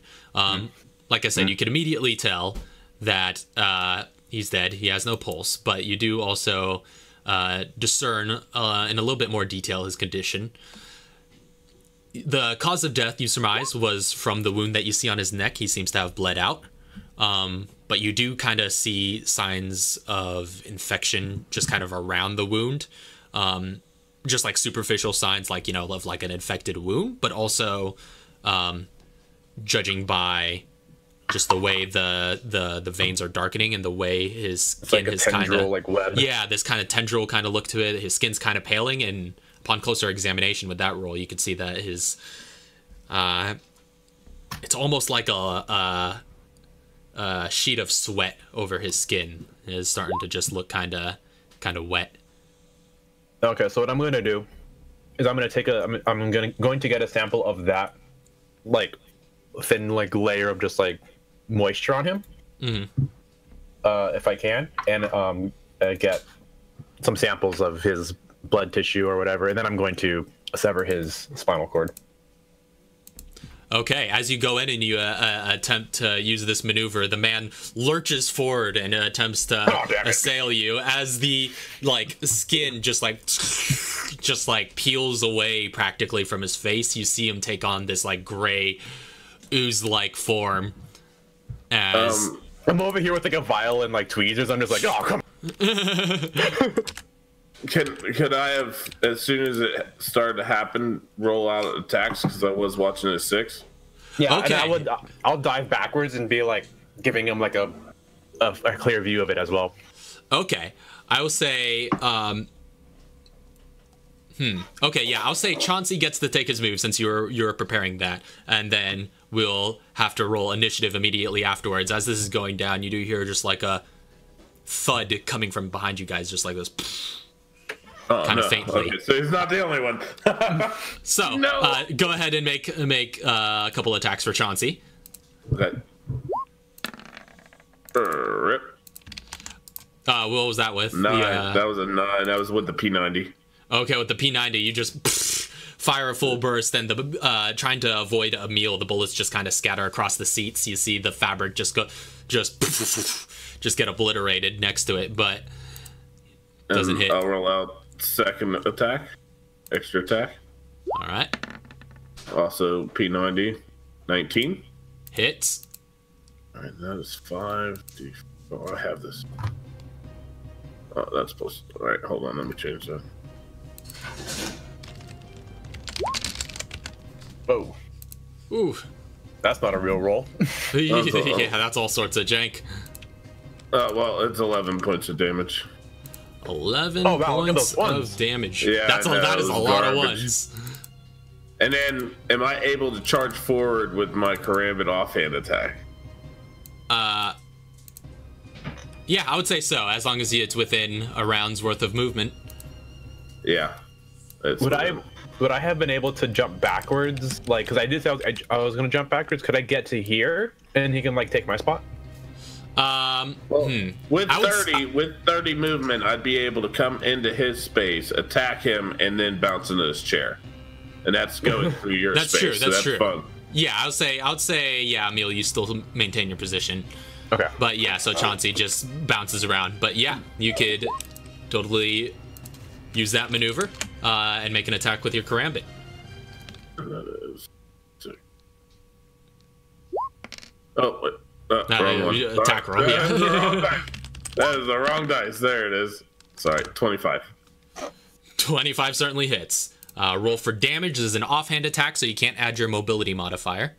Correct. But I do get to add this and bleed. Bleeding. Oh, My gosh. rip. Here's that bleed. Make it better. There's some bleed. And that, oh, well, that's a total of 4 damage. Wow. Wow.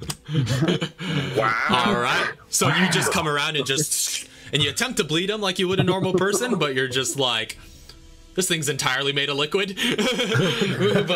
but you try your best. So that's gonna be your little surprise round, or round of preparedness, we would call it. So everybody roll for initiative. Hi. Better. Oh wow. Ammo. Oh, wow. Wow. Wow. Nat 20 on initiative roll. Wow. Did any Owen Wilson movies come out in 2004? Probably. Wow. 8. Wow. Yeah, there's probably a ton of. Yeah, those early 2000s. Yes, there was the Big Bounce. Let's see. He's a prepared Wilson fan. Starsky and Hutch. There's also rip. another one. Terrible as well. Wow. There was also, I believe, Confessions of a Teenage Drama Queen. Jeez, how many movies does this guy make a year? Him and his brother used to like rock the crap movies. Also, Around the World in 80 Days. No, yeah. Yeah. Wow. Wow. That freaking sword fight or the Jedi lightsaber fight is still. All right. So, sound off on initiative. What's everybody at? Emil, 18. All right. What was Archaea at? Archaea was Archaea's a 12. Yeah. 12. Yeah. All right. Yeah, she rolled, but she's not here yet. Yeah. by So I the was way- just asking you to voice it. Yeah. By the way, get her thing up on the Her stream. thing up. Oh, is that not up? Yeah. Oh, right. I brought it up, but I Wow. forgot to hit the transition button. There we go. There it is. All right. All right. So, that was Archaea at 12, Emil at 18. Mm-hmm. All right. Who's next? I think that's Chauncey. Oh, I said 8. Oh, okay. Yeah, And then I'm sorry. Katara- Yeah, I thought you already had it. Katara's a 23. 23. All right. So, top of the round is going to be Katara. Cool. So, what are you doing? Well, she came in, handed Archaea the light armor. Oops. I have no. So you said there was a loud like thud. Yeah, that was kind of coming from this general direction. It sounded like it might have been in the theater.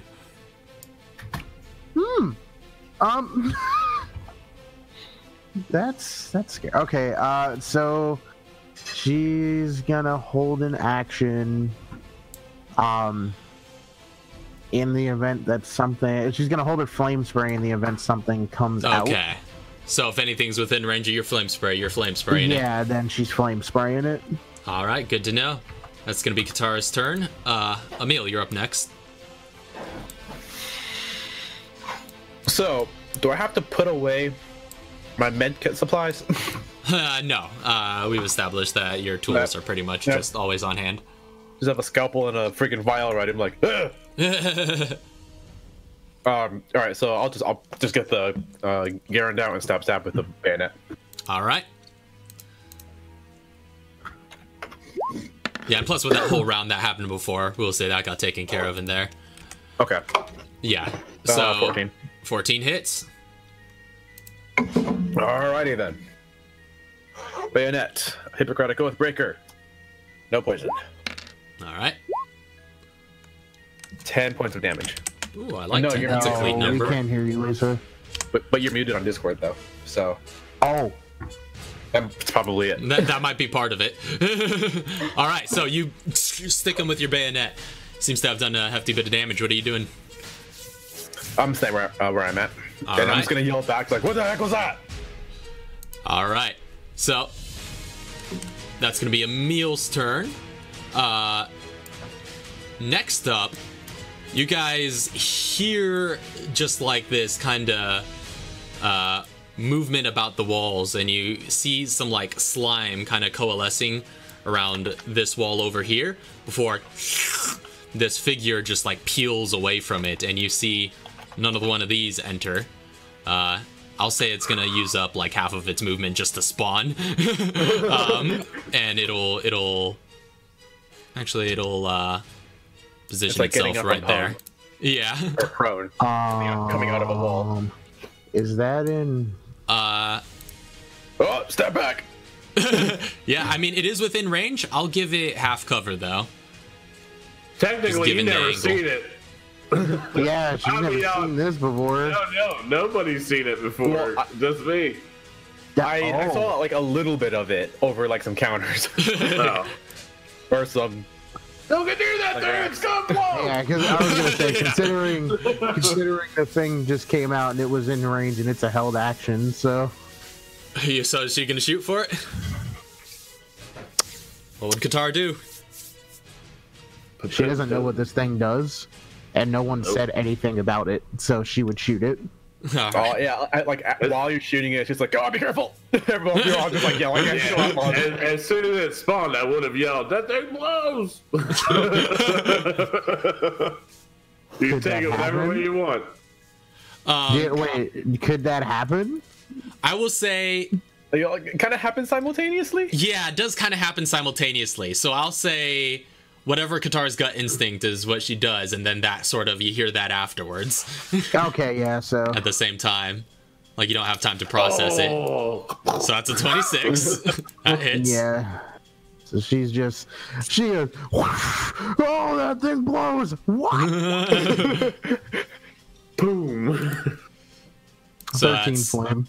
13 flame. That just like incinerates it as the flame, you just spray over Arkea's shoulder and light it up, and as you see it burn against its like oozy flesh, it just starts to inflate and inflate before it pops. That is actually nobody is within range of it, so it just explodes right there. You see its like blood and flesh fly out in your direction, but didn't do any of you any harm. It is a very close range explosion.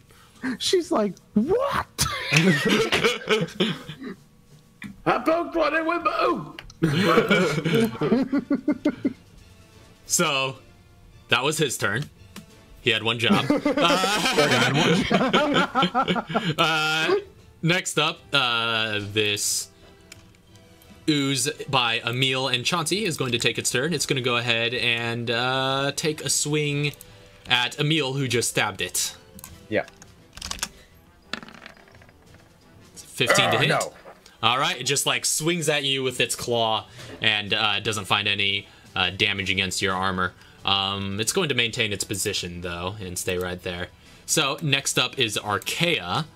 Now is Lisa going to be able to control Arkea at the moment? Oh, hey, there you are. Can you hear me? Yes. Now you can. Yeah, we can hear you. Perfect. Awesome. Wonderful. Okay, so seeing that thing explode in front of her was not fun. And she kind of mumbles to herself, "Oh my god, they explode now." And then she kind of tries to peek out around the corner. Can she get a good sight on the other one? Yeah, you know what's going on. Yeah, you could see this one down here. Yeah. Okay, she's definitely taking pictures. Yeah, she was. So you weren't here when she got in, but she moved back there after. Oh, okay. We moved forward. You were like in this area before, so you know what's happening, and then she moved back before. Perfect. We started getting attacked, so you know what's going on. Yeah. All okay. right. Perfect. Yeah. So you're taking pictures? Yep. She's definitely taking pictures. Yeah. We've established that it takes up your action if you're going to be documenting stuff. So that's your action, but you do still have bonus actions if you want to use them. She's going to actually move. Okay. Just to here, she's gonna kind of like crouch. Okay. Or behind that chair, and she's going to. I believe she can reach. Yeah, everything's in range. With her. Does she have any support dice? She has 3 of them. Okay, perfect. She's going to shout at Chauncey. A great man once told me that it doesn't matter if you're different or not, you're still who you are. Okay, but how about throw me your stun gun? Toss. No. Okay. That's an action, I assume. I'll say you could toss it as a free action. Okay, she grabs Since his it's so stun gun and tosses it across the seats to Chauncey. Okay. I'll say, first of all, was that encouragement on Chauncey? Yes, that was encouragement on So, Chauncey, you are encouraged. So note that how you will. Yeah, make a quick dexterity check to see how well you toss. Oh, it's on me. Oh, it's on her. No, on her, Do I have yeah. to do like a dex to boy. catch? We'll say you can catch it on your turn, unless you use your Okay. reaction. Nice. Oof. Yeah, I will I'll use get, my reaction to try to catch that. yeah. I would say you get it basically 20 feet there. So you toss your stun gun over. Gets about that far over to that seat there. Okay. So I don't know if we have a good representative of that. I'll just use the knife since it's a melee weapon. Yeah. There we go. Yeah. It's right there. Could I have used Fancy the reaction to like try to reach back and grab it? It would far. have to, not that far, yeah. You would have to get Okay. to it on your turn. So she chucks it and it just like falls into the seat somewhere over there, is what you saw. Nice. All right. A fancy knife. So is that Archaea's turn? That is all she can do. Yep. All right. Staying put or? Yes. She is Okay. standing put. She's crouched behind that chair. Yeah. Good to know. So that's Archaea's turn. Chauncey, you're up next.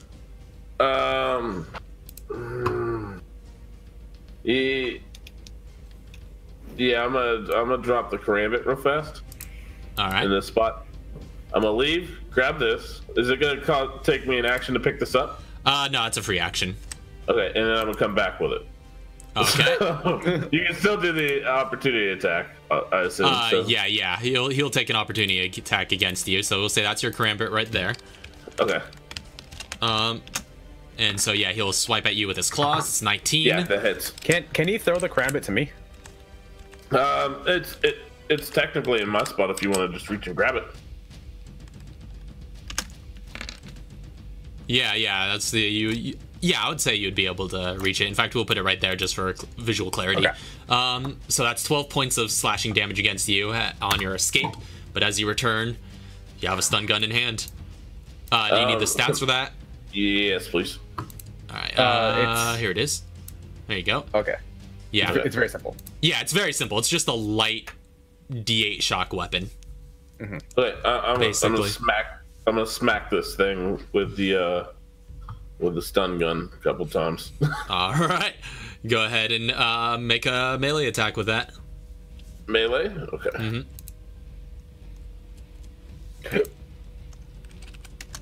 There we go. Oh, rip. That still hits. Oh, okay. Cool. That works for me.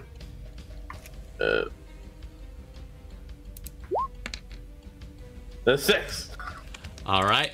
So you take the stun gun and just bzzz, you give him a good zapping, and as the electricity goes all up and down its body, you see it just like course through it, and it practically lights up from the inside. Yeah, that looks to have done a hefty bit of damage compared to what that would have normally done to an ordinary person. Oh, I'm hitting it again then. All right. Oh, there we go. 21 definitely 21. hits. Oh, max damage. And with that, you just like fry it with the electricity as the shock traveling through its body just begins to give off steam as and you just continue shocking it into the ground as it continues to slouch over and dissolve into a puddle below you. Yeah. I knew this was a good weapon. Just That looks frightening. By That the blob way- is going to life and kill us. I just know it. By the way, that's it Archaea. was. Archaea did that previously to another one of the blobs. That's true, Nice. yeah. So that's how we know that shock. They're vulnerable to shock because Archaea went and zapped one of them. Nice. All right. Oh, So, Are there any? Is there any more like rumbling, or is it just the explodey dude? I mean, you heard that rumbling a little while back at the top of the round. I mean, are we still in initiative? We are still in initiative. But is that then Chauncey's turn?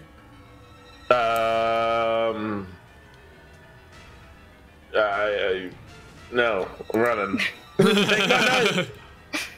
Just hop in chairs. Best movie ever. Don't forget to grab my knife. I'm getting your knife. All right, so that's Chauncey's turn. That's Chauncey's turn. All right, cool. So next up, you do hear just that against the wall immediately nearby to you, Chauncey. And Oh, Alright, I'm back. welcome back. welcome back. You came Y'all back about to die. just in Yep. time to see this wall just go, and all of a sudden it just bursts, and now there's a hole leading into another theater there. As you can now see into it slightly, and you Show me see what this you're large looming figure there Oh, with like Oh no! Oh, this oh, no. long bladed arm and this massive, just like organic hardened shell shield in its other arm, and it is very tall and it has like these inverted knees and this like shark-like hide on its upper body, and this massive figure is standing there, and it's going to take a step forward, but that's gonna be all it did. It took it. Oh hi, how you doing? It used And its Neil from the action. back is just like, look out! It used its action to break the wall, so that's all it can do. Beautiful. Was it so? Did they kill it and then it wasn't Katara's turn yet, or was it that thing's turn? Or We're still in the same round. okay, Yeah, we're this still in the is same round. Okay. yeah, this is the end of the first round. So back up to the top of the round now is Katara. quick question. Does that thing look wet? Like, made out of the same cuddly stuff? That thing was wet. Like, I mean- you said shark-like hide. I just didn't know if it was like water-esque. Is it cuddly? I mean, I'm this close. Can I see that cuddly? It looks like a very it looks like to be of a very similar material as the other creatures. Okay. Oh, okay. Very cuddly looking. Fishy. Well, Tara's moving. She's like, no, and she's gonna move.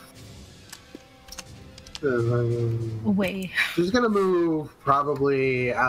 So if I Into go the theater number outside if I go outside, right? Yeah. If I go outside the door back here, Uh-huh. can I? Is the door? Can I still like hold the door open? Yeah, I'll say you could hold the door Okay. easily enough. Because basically what she wants to do is she wants to hold an action. She's gonna pull out her grenade launcher. Mm-hmm. Seeing I will that say- thing, she's like, disgusting. Before we get to that, actually, with its long bladed arm, it does actually have a reach of 10 feet, so it will take an opportunity attack against you, since you were technically within its reach in your previous position. I mean, okay. So, it is going to quickly stab at you, or at least nope. And nope. So, like, It's like that scene. it sees you trying to get away, and it's like long bladed arm. It tries to turn in these tight quarters, and it just gets caught on the wall that it just burst through, and just like spends the rest of the attack just prying it out. It's like that scene where there's like a small tunnel and there's a big thing just like trying to reach inside and it can't see anything. Yep, she's like, oh no. And gets back out, pulls out her grenade launcher. She's gonna go, everybody get out the way! And she's got her grenade launcher ready to fire once everybody is out of its vicinity. All right, good to know. Or out of its range. So she's holding that action. All right, so holding a grenade round. Next up is going to be Emil. Ah! Very appropriate. I'm going to free action pick up this Karambit. All right. Is that it? Yep. Okay, so You can pick it up as a free action if you've So got an was it- open hand. I was gonna use it, but I don't think I'm going to anymore. Oh! Oh, jeez. Okay, so I was 5 feet to move forward. So let's see. That's 25 to get there.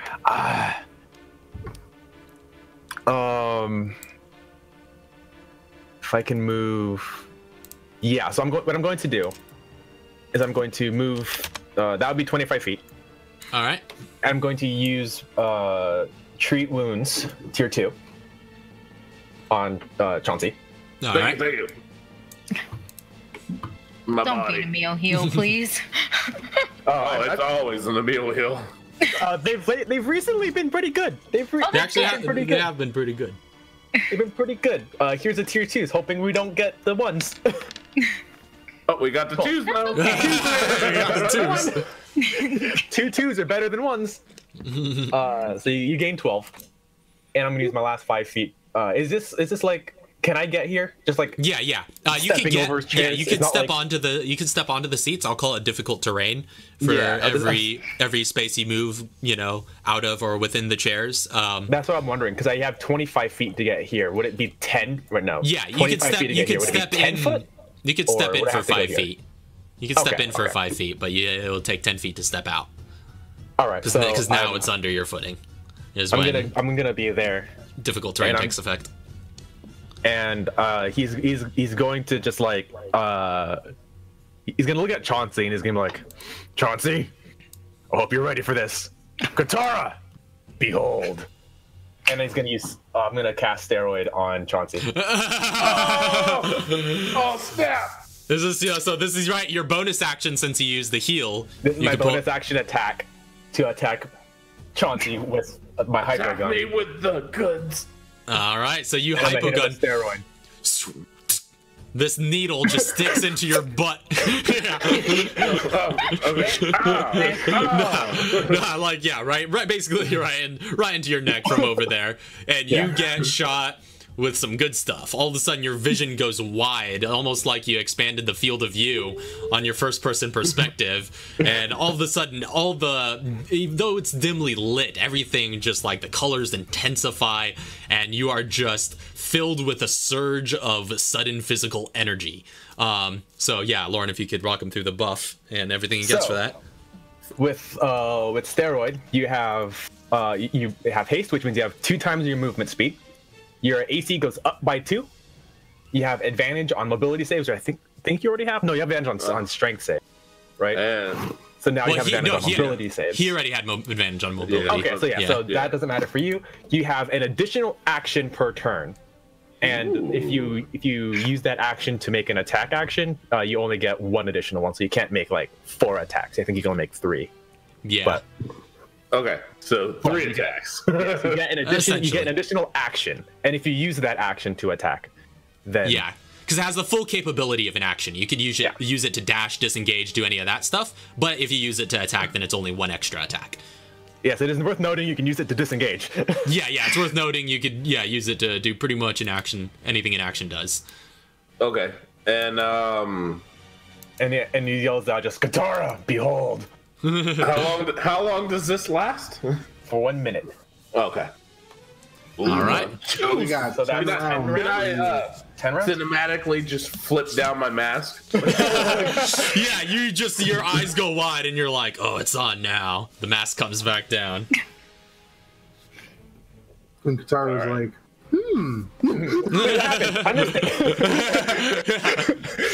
All right. So that's Emil's turn. That's Emil's turn. I'm getting out of the way. All right. I'm like getting into these seats. I'm just like, oh no, I don't want to be in any other ways. Yeah. So next up is Archaea. Oh, isn't she in just a lovely little pickle?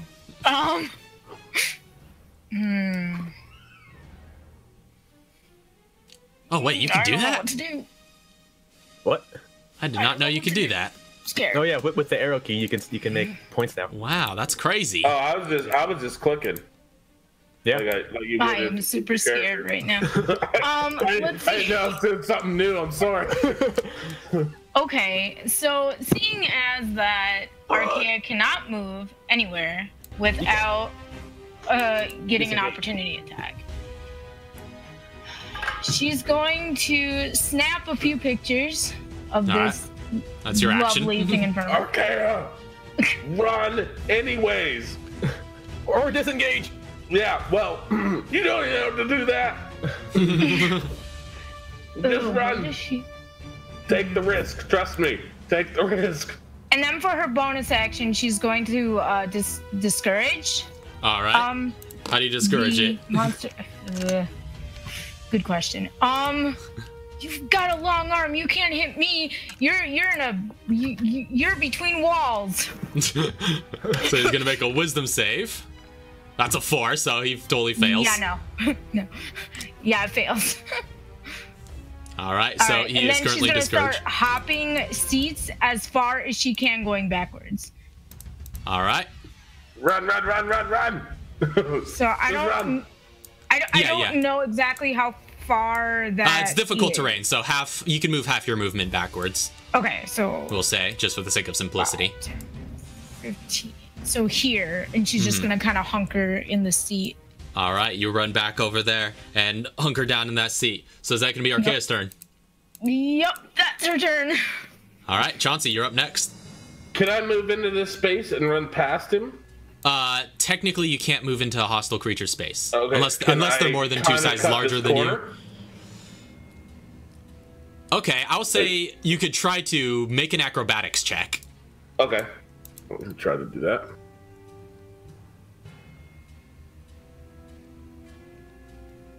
It's about to shield bash you. Ugh, rips. Stiff arm. So, If it was unfortunate. athletics, it would have been better. Yeah. So, unfortunately, you try to squeeze through that space and go in for like a dive roll kind of tuck, but the shield just comes down and cuts you off. And yeah, you cannot seem to get through there. Okay. Now, would that have been an action to try to get through there? No, I'll let that one go for free. That's just part of your Okay. movement. You attempted Then, movement and it didn't work. Guys, I'm just gonna start zapping the shit out of it. Because, like, I'm at disadvantage range right now with my gun. So, zap, as much as I can. All right, go ahead and you can make 3 zap attacks if you want. Yep, can I just roll all 3 and you just tell me which ones hit? And then Yeah, roll yeah, damage go from ahead. there? Yeah. Yeah, because this thing's all full up. You haven't hit it yet, so you might as well roll all your attacks first. So that hits. Doesn't hit. 13. And that obviously either. doesn't Rip. hit, yeah. So one of them hits, but so yeah, you just kind of start swinging with it, and the first one just jabs right into it, and you see the electricity kind of course through all over its body. Go ahead and roll the damage for that.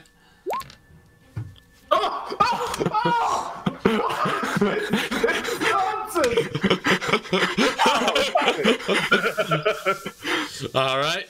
So you zapped it once out of many attempts. What are you gonna do? What are you gonna do? I'm gonna run this way. See you guys. Remember, you have like 60 feet of movement. Yeah, I know. So I had 5 here, so we're gonna go 5. I can't grab her on the way. Sorry. Now this is rough terrain, so it's 10 to go Yeah. here, right? Yeah, for every movement that you make that over the work? chairs. That Yeah, put that me works. 45-ish. Regular yeah, distance yeah. plus the 5. So Yeah, that put we'll me say at that 50. works. Okay. All right. And that'll be all my turn. All right. So that's Chauncey's turn. And I'm gonna launch that grenade. Oh yeah, now that Chauncey's out of there, go ahead and roll that. He needs to make a mobility save.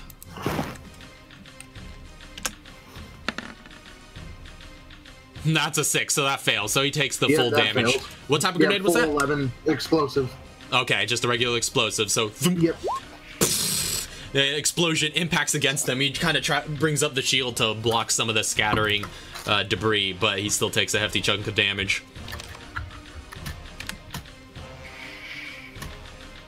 All right. And that was Chauncey's turn there, right? Yes. All right, so that now this creature is going to take its turn. Well, so it's got a lot of directions it could go here. But actually, Yeah, having just taken some of that damage from Katara, it's gonna try and squeeze in through here. Creature can squeeze into a space one size smaller if it Makes it half movement, I think. Which it doesn't have a lot of movement, so it's going to go even slower. So it's going to that's actually considerable. Yeah, no, it would be well aware of how difficult that would be for it to fit into. So just kind of seeing the open space in here, it's gonna opt for just going forward. If it had crammed itself into that little area, could we just like shoot down the hallway and not miss anything? A huge butt in the way. Yeah, I do. I think it is a part of 5e mechanics that creatures that are squeezing into space have. I think it's disadvantage on checks or attacks against them have advantage, something like that. I would definitely give you advantage if it did. It's hilarious, but though. It's gonna move up here, and as it kind of steps forward, taking these kind of lumbering slow steps, it is going to. Is it crushing these seats that it's on? Yeah, it's practically crushing the seats underfoot. It is going if to. If it crushes it, would it like get rid of that seat and that would no longer be like rough terrain? I mean, these are pretty well built theater seats. Okay. They'll survive. Yeah, it gets flattened for a bit. You know, it moves it down. You know, when it rotates, but.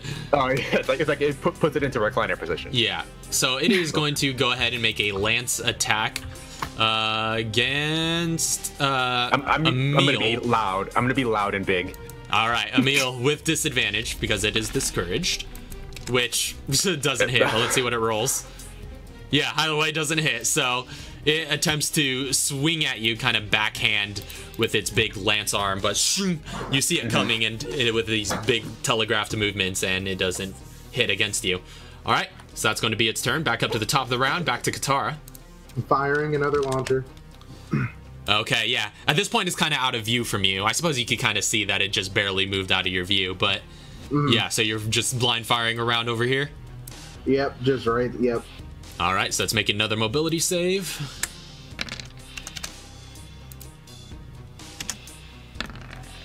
And that's a 9, fails again. So 12 explosive. All right, again with the explosion, just you see it just stagger, has this a puff of dust and explosive force just knocks up all the carpet around that area. And then that's it for her right now. All right, so you just pump the shell out of the launcher. Next up is Emil. All right, come at me. I'm gonna move there, which is like 10 foot or whatever. I'm gonna. So how? Let me know how this works. All right.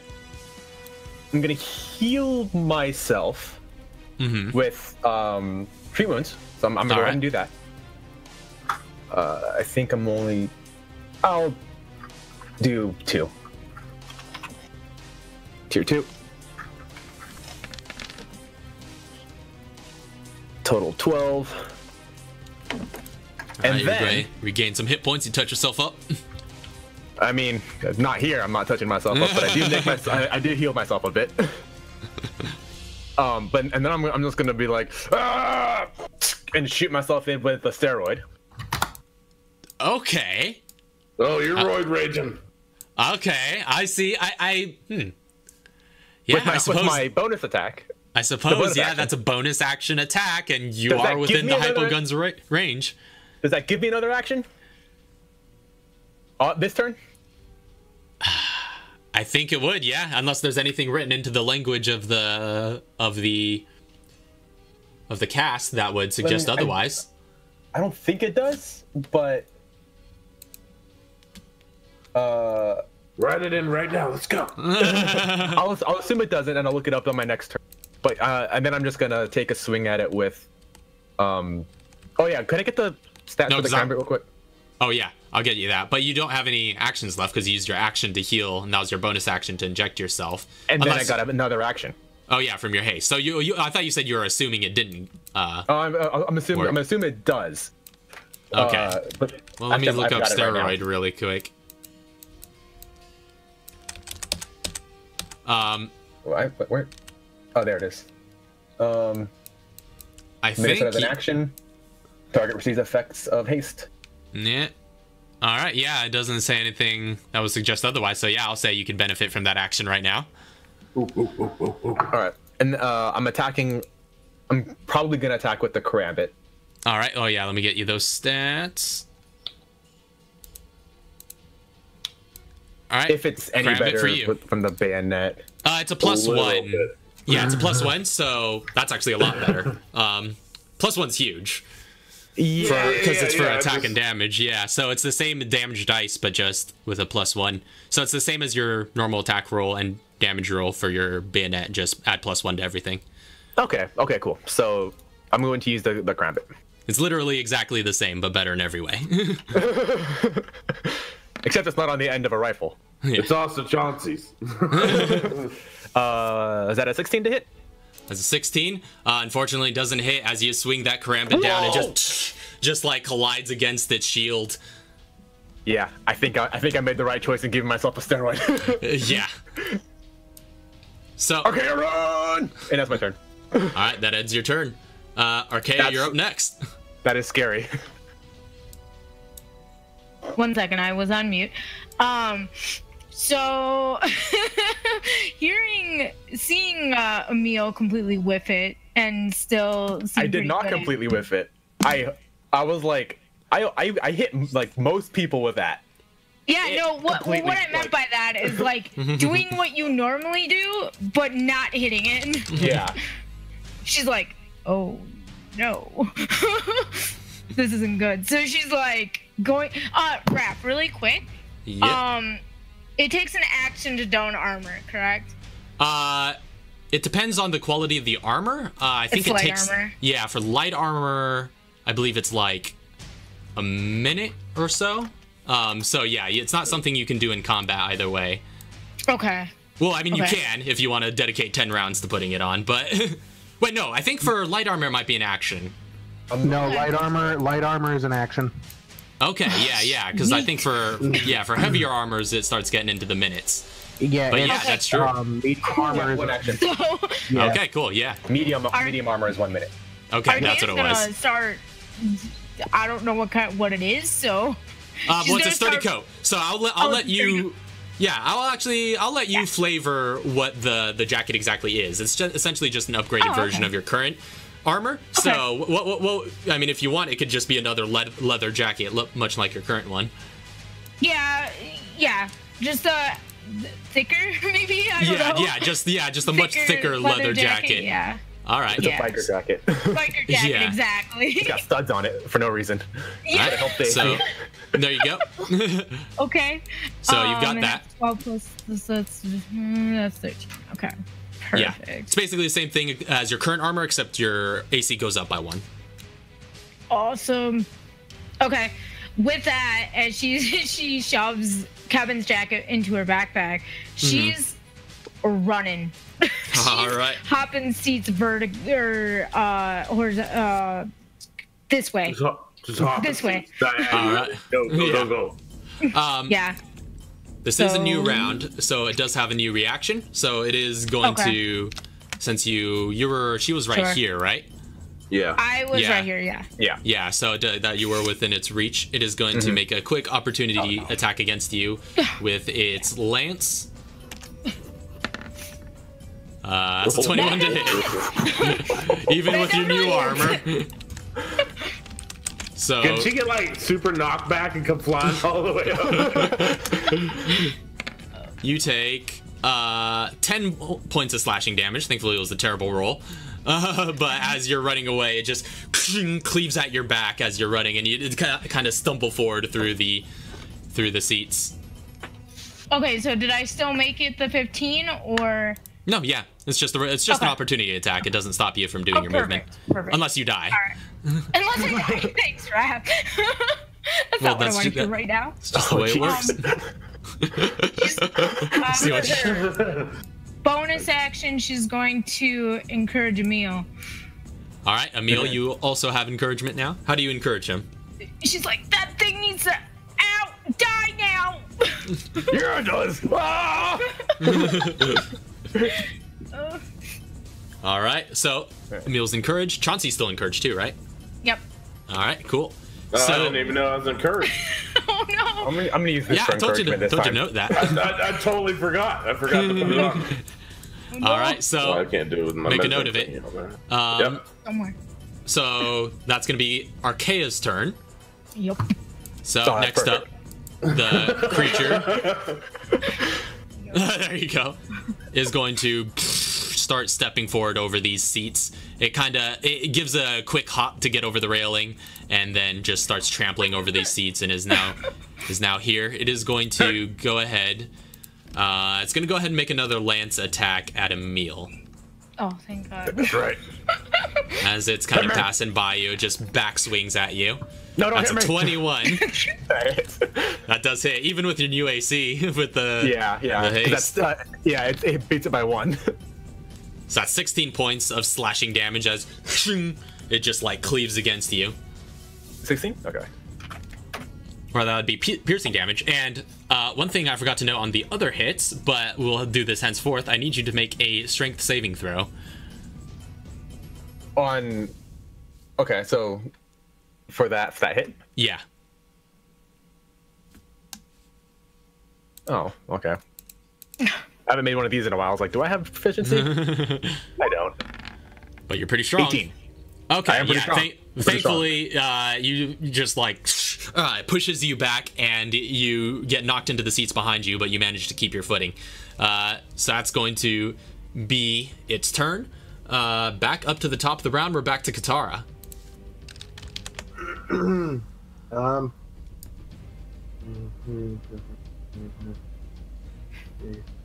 Well, She's gonna like come in 35 feet. when do I attack? Oh wait. Oh wait, Did I forget your turn? Never mind. Yeah, you Oh, totally no, skipped yeah. over me. Yeah, I think- Chauncey moves before that creature, so yeah, you would have taken your turn. Never mind. Yeah, go ahead and take your turn, Chauncey, real quick. Okay, so real quick, I'm gonna make my dude do his move, but in the middle of his move, he's gonna be taking shots. Okay. So you're just like, he's gonna run all over the. so you're running and gunning right now. Yeah. So like in this area here, I'm gonna just start lighting him up. Like as soon as I start here, and then I'm gonna take the second set of shots about here, and I'm gonna just keep running. And actually, I'm gonna. I dig it. It's 3 sets of shots. I'm sorry, 3 sets of shots. So is this? And then can I also do my offhand attack when I hit about this point?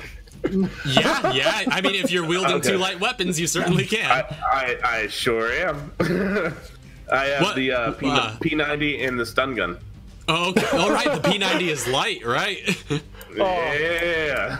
You created a monster. Right. So you've got 4 attacks to run. Here we go. So here's first set of shots. So is this with the P90? Yeah, with P90 first.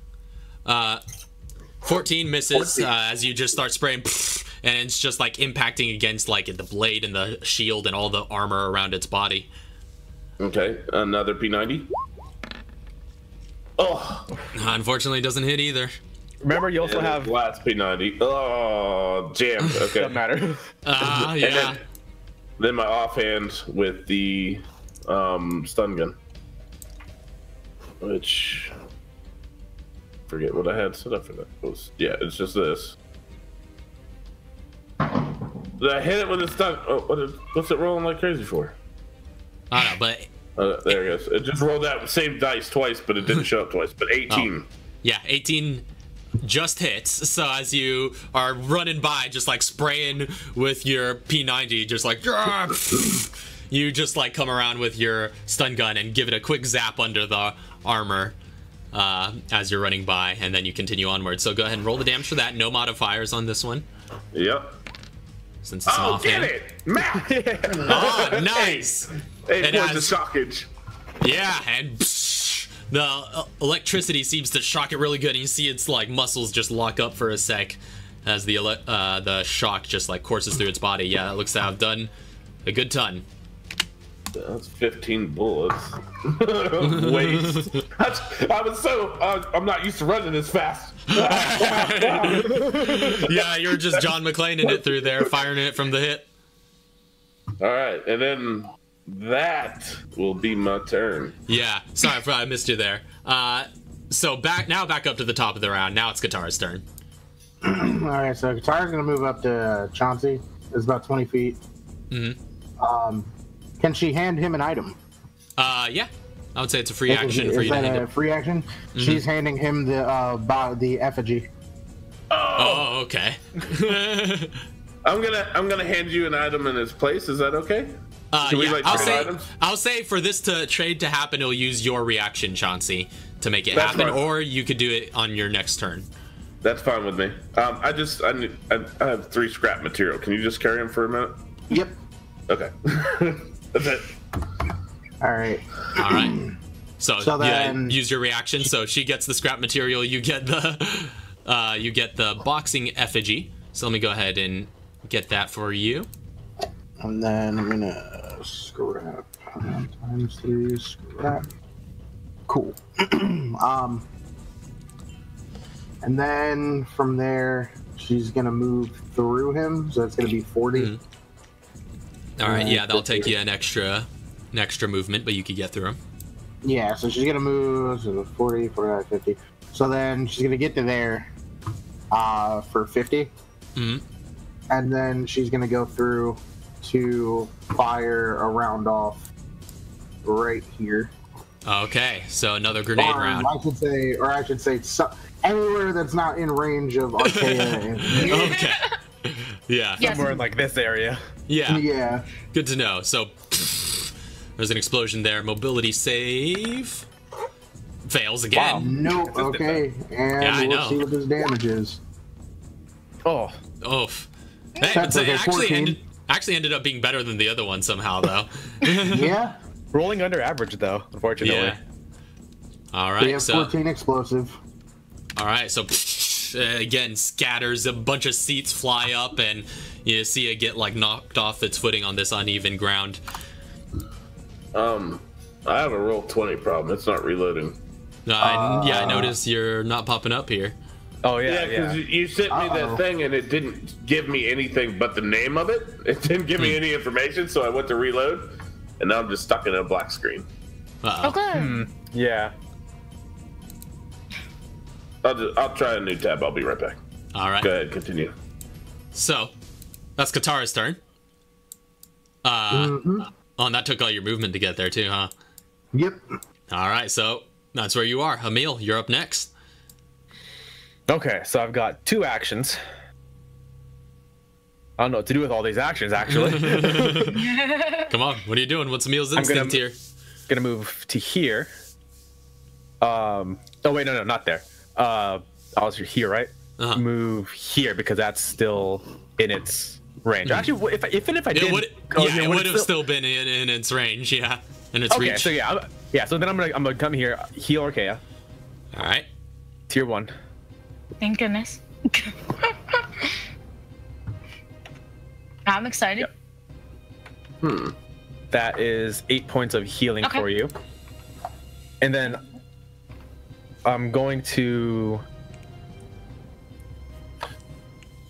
Yeah, I'm gonna yell at you. Run! I'm going as fast as And then I'm gonna run circles around this guy. This is the fastest Emil has ever moved. But what I want to do is I want to get like here. Okay, would yeah. be That would 35 feet. All right. Well, plus some of that was difficult terrain, so we'll say. So that's 10 feet. And then another 10 feet out, so that's actually another 20. So that's 55 feet of movement you've used. Okay, that's fine. So yeah, and that would also provoke an opportunity attack. Yeah, I would go there. No, yeah, I have to go there. Yeah. So it's gonna it's gonna swing at you with its lance to opportunity attack against you. 23. That hits. All right. Yes. You take 22 points of piercing damage, and I need you to make a strength saving throw. Oh boy. Okay, so hold on. So wait a minute. What's the thing of danger? The thing of danger? What are the effects of The danger? conditions? 2 fatigues, so half movement. And it's disadvantage on some sort of saves, right? Oh, disadvantage on mobility saves. Okay, so not strength saves. Yeah, strength Okay, saves good. are still normal.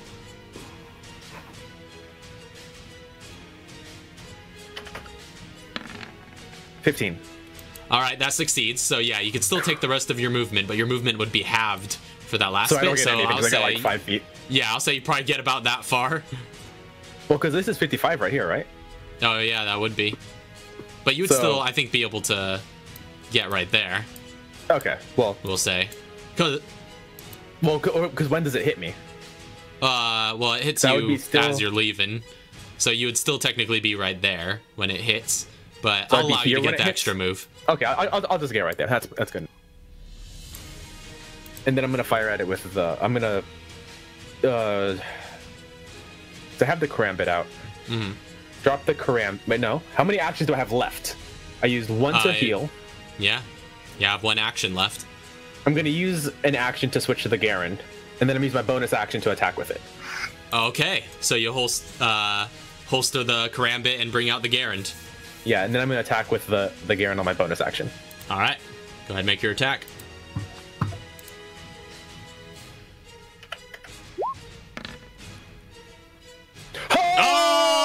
Oh! Okay. All right. Here's the numbers. Everything. That's a Here's the natural numbers. 20, by the way. On the full 2 Garand attacks. So that is Yeah, 2 so shots it's 2d6 plus per shot. 2d6 plus 2d6 times 2. Mhm. So that is So 8d6. 8d6. And then the Hippocratic Oathbreaker is a d8. Okay, so that's 8d6. Whoops, I am typing on the wrong screen. Roll 8d6 plus 2d8 for the Hippocratic Oathbreaker. Is there anything else I can throw on this? I think there is. Plus. Good night. I don't even remember what my damage is. It's plus 2 for sniping. No, plus that's 1 only for the weapon. that's only for the attack roll. No, it says plus 2 damage when attacking with rifles. And sniping gloves. Oh, that's from your gloves. Yeah. Yeah. Sniping gloves. Yeah. Sniping You just gloves is plus 2 said damage. sniping, and I just thought of the fighting style. My bad. Plus 2 for sniping gloves. Plus 1 for the weapon, and then Yeah, I forgot you got those sniping gloves. Form ability, so that's just plus 3. Oh! Oh my god! 36 damage. All right. So you fired those 2 shots straight into its head, and just you see the splatter of just like, again, that mix of ooze and blood as its head shoots back and it stumbles a little bit, and it's just like, but it still seems to be keeping its footing. But it looks to have been quite heavily injured by that blow, but it is still moving on you. All right. I think that's literally everything that I can do. All right. So that's gonna be Emil's turn. Yeah, that is literally everything you can do. Man, you really exhausted the the action economy there. Archaea, run! Archaea's running. So I took its reaction and it impaled me in the stomach. I'm sorry. next up, let me make a quick roll. Oh no. Okay. So all of you guys I don't want all to of know. a sudden just hear and shattering glass coming from the projector booth as suddenly a hail of bullets rains down on this large creature in front of you. It takes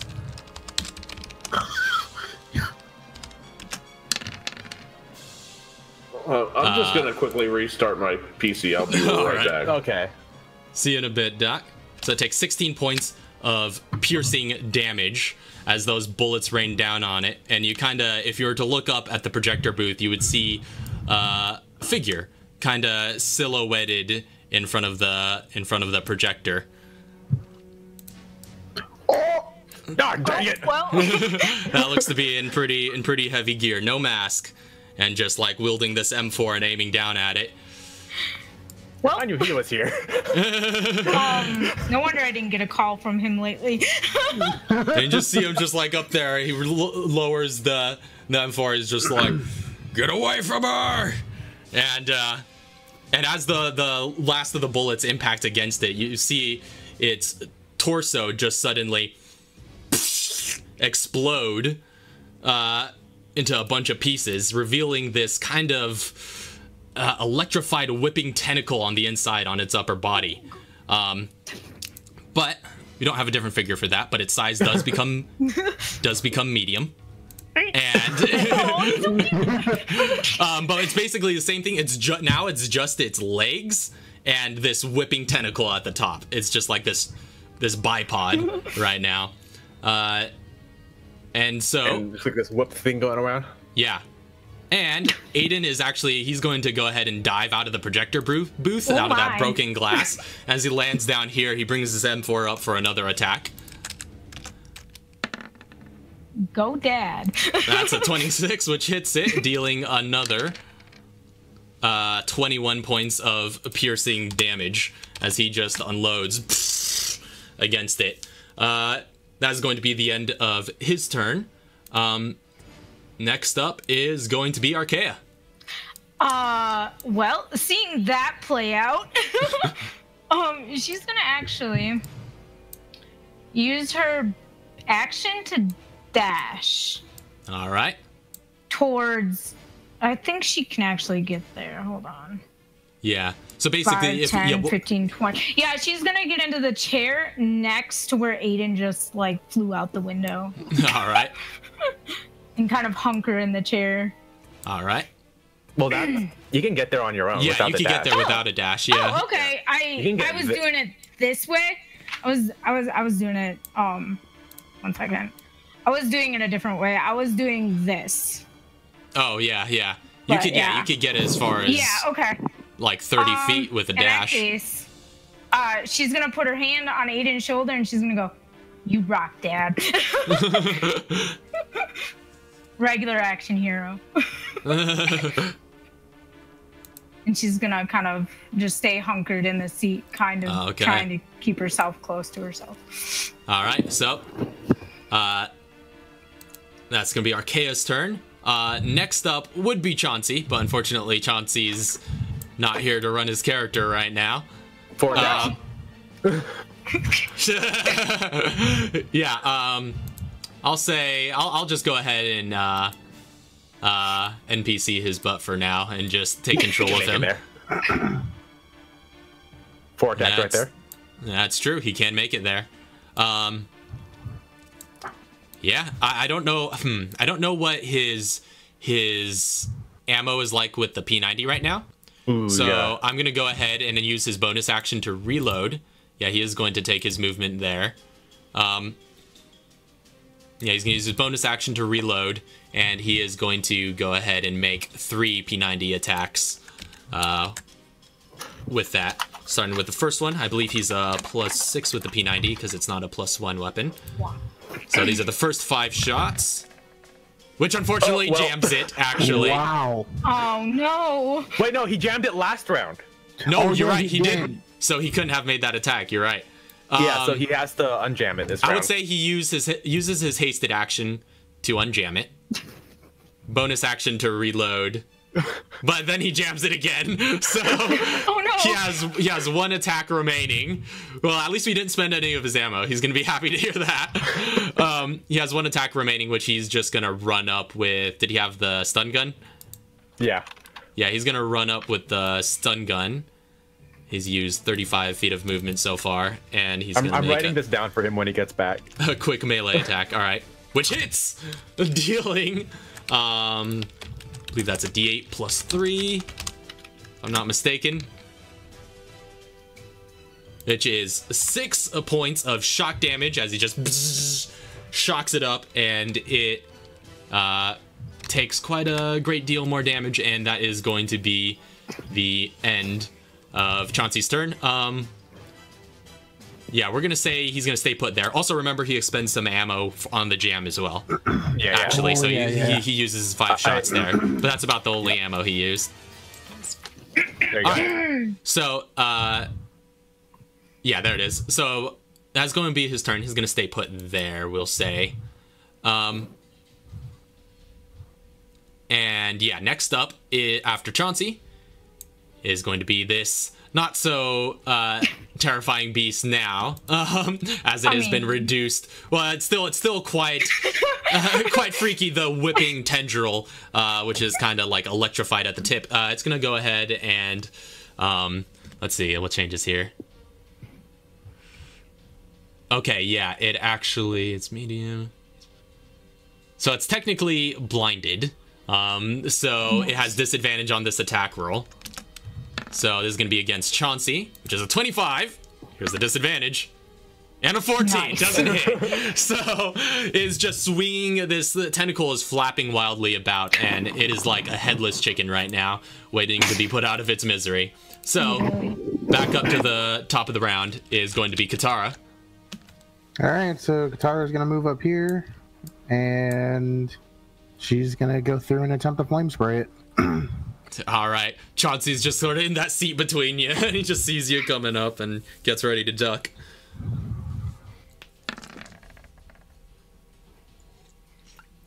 That all right is a big 25. That hits. So go ahead and roll your damage. Oh, so 14 flame, 18 flame. Wow. How does Katara want to do this? Oh my god, again? So she sees this thing just going, and she's like, ugh!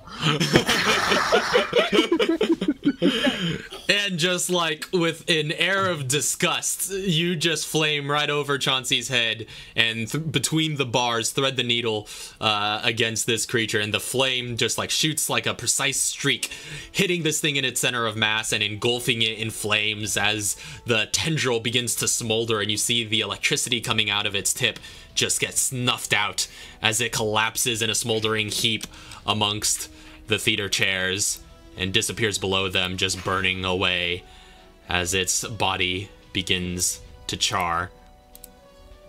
And that thing is down for the count. Thank God. Apparently I came back just in time. For death. So Emil and Chauncey are just both sitting there going like, after a minute passes. yeah, that's true. You guys get stunned for 6 seconds after that minute. Yep. They're just gonna be like, oh, that's a bad hangover. Oh, yeah. Mm-hmm. Yep, there it is. There it is. Katara just kind of like moves up here, and she's just like, so is this what you were saying, behold to? It's like, oh, yeah. So, yeah, give me a sec. Okay. Yeah, so yeah, I found something in your blood, and I was able to kind of isolate it. I don't think it's as potent as it is in your bloodstream, but I was able to work it into something that could work with human biology, and this is the result of, well, I guess of both of our efforts. So you were able to make this beast-like state, in a sense. I don't know how to explain it, but it increases our metabolism, increases our reaction chance. It increases just everything. All of our physical attributes are just through the roof. But it's the first time I've used it, and there's a heck of a come down after. Huh. I think it's a little bit rough on our biologies, but maybe if you're able to tap into something like that, I don't think it would affect you as much. I guess we'll see then. Yeah. Also, I'm also just in danger now too. I forgot about that. Oh yeah, we should have marked that. See, Aiden kind of stepped forward and he's just like, well, Seems like I got here just in the nick of time. Yeah. Yeah, if I knew you were going to be coming here, this one would have gone to you. Ugh. Yeah, you're looking a little rough there, Emil.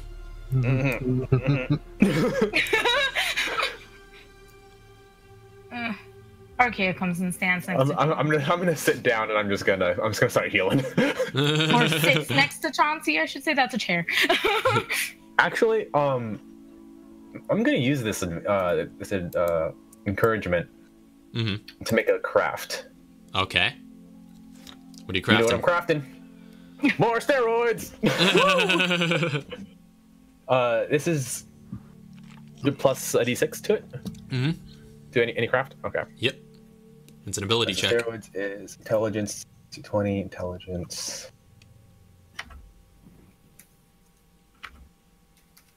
Hold on, can I just write this into my little thing here? Why can I not spell? Hey, that's horrible. Oh, it was such a good encouragement, though. I know. I don't think that doesn't beat the DC, though, does it? It doesn't. No, it's not even close. Yeah. Oh yeah, is that the one that has it's a 20? It's a DC 20. Yeah. Ooh. And that's I'm not using it anymore because that's a lot. That's expensive. Aiden kind of sees you messing around with your tools, and he's just like, "So what's all this about, Doc?" With messing with my stuff. Yeah, with your med kit, you're trying to do a craft, so it's taking you're sitting there for a couple minutes with it. Yeah, I'm just sitting there just messing. It's like, yeah, breakthroughs, the future. Yeah, I see. You're using that stuff that's running through our veins. Trying to. It's not quite as potent though. I see. Well, I know it took a long time for Walker to hammer me into what I am now. I don't expect you to get it overnight.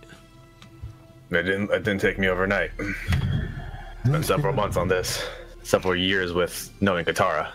Yeah. It took a while. And he kind of turns over to Archaea, seeing you sit in that chair. He's just like, "Are you alright?" I just didn't expect to see you here, that's all.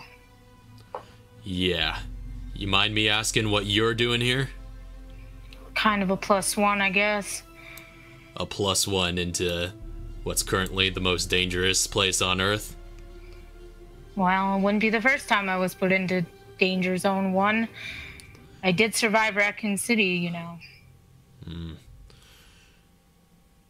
he kind of gives a glare at Chauncey. Hey, and Archaea kind of puts her arms up like a rebellious, like, not rebellious, but like kind of like just a frustrated teenager and goes, "Hey, I just wanted to be a teacher, okay?" Emil's gonna say, like, she's doing a good job of documenting the crisis. Well, in either case, she's here, and so I'm here. Yep. Are you here for the same reasons we're here? I'm here because you told me, or at least I so heard, through my resources, that you're taking my daughter into a war zone. Alright, so you're with us now. Alright, let's get out of here.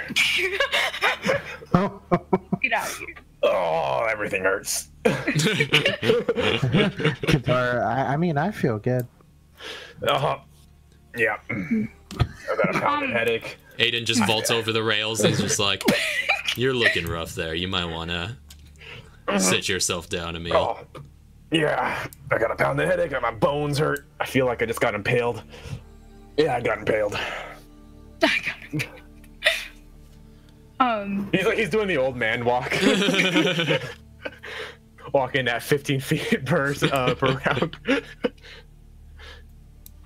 No, seriously, you're not. Aiden actually passes Archaea going that way. She's actually going to kind of look at him and kind of give him a sign that she is trying to get his attention. And she's going to say, "I have something for you." He sees you flagging him down, and he just turns to you and he's like, Yeah. well, that's just what the phrase is for what you're doing. But yeah, he turns over to you and he's like, yeah. I got something for you. And she What is hands it? him. She hands him her cell phone. And it's got her very first recording when she got to Terragrigia. Okay. And she gives it to him. And it's on there just ready for him to press play or whatever. All right. So he kind of... I think I sent you that document. Yeah, takes the cell phone and he's just like, well, I've already got burners.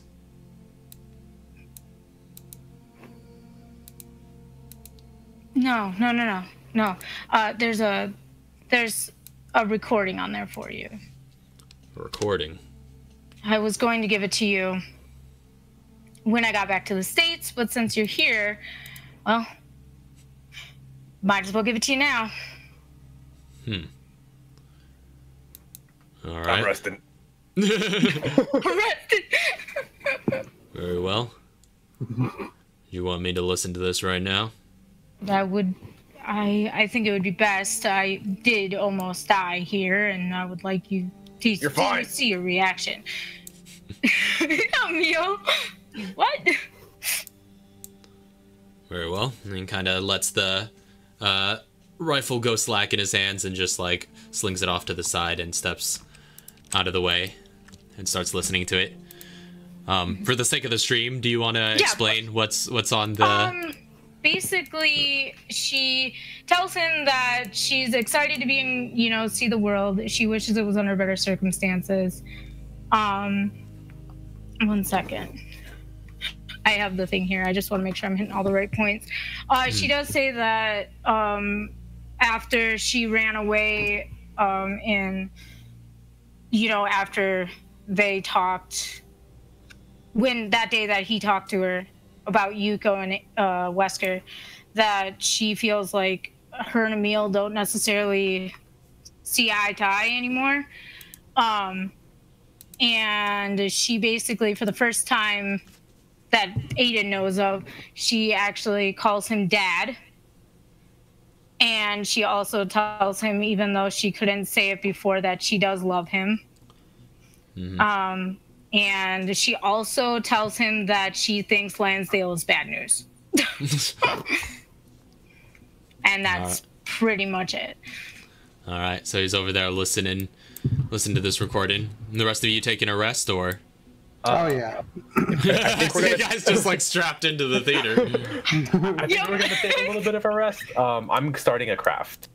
All right, short rest. You're crafting? Yeah, I'm doing a tree wound. Or treat, nope, tend to the injured. Oh, okay, yeah. Okay, so you're casting that. Yeah, at tier 2. Oh, okay. So you're giving a round for everybody. Mm-hmm. All right. So we'll say the time that goes by that you need for that. So while the rest of you are resting, Emil's casting that up. Yep, and if we're going to do the full rest, I can get 2 casts, which only costs me 2 materials. All right. So in the meantime, obviously the effects of the haste and the encouragement fade from Chauncey.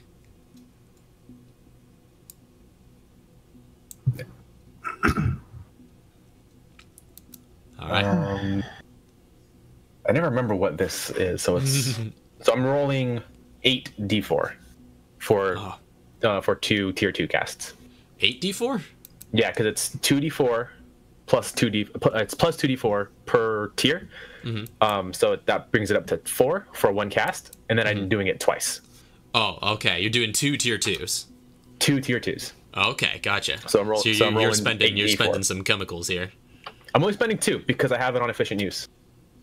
Yeah, but you are still spending any at all, is what I meant. Yeah. Yes, I am. So it's 8d4 of healing for everybody that is around. 25 points. And plus adding your intelligence modifier twice. Is it plus? Oh, right. So that's 35. Oh my goodness. Yep. So can I just make that temp HP? Unfortunately, You get not. Plus 35 on top of your already like 70 or whatever you're at. Well, actually, I think Right? that brings Chauncey up to full. Let me just handle him. Yeah, that brings him up to full at 68. All right. So everybody gets healed back up. Yep. And if he needs it, I think you you'll also take it. what's that muscles there? That Okay. was my attempted that was my encouragement with my attempted craft. So you guys are all just sitting here looking at your blue screen of death from the theater seats. Chauncey's back in. Can we just like figure out a way to fix this and just watch a movie, Right? please? Yeah. After we find the defector. Oh, So where are we at this moment? What was that? Oh, I had to go get my cell phone and do this. For some reason, my internet is not working right. Oh Uh-oh. no. Huh. It won't look nothing. So I see. So we killed the thing.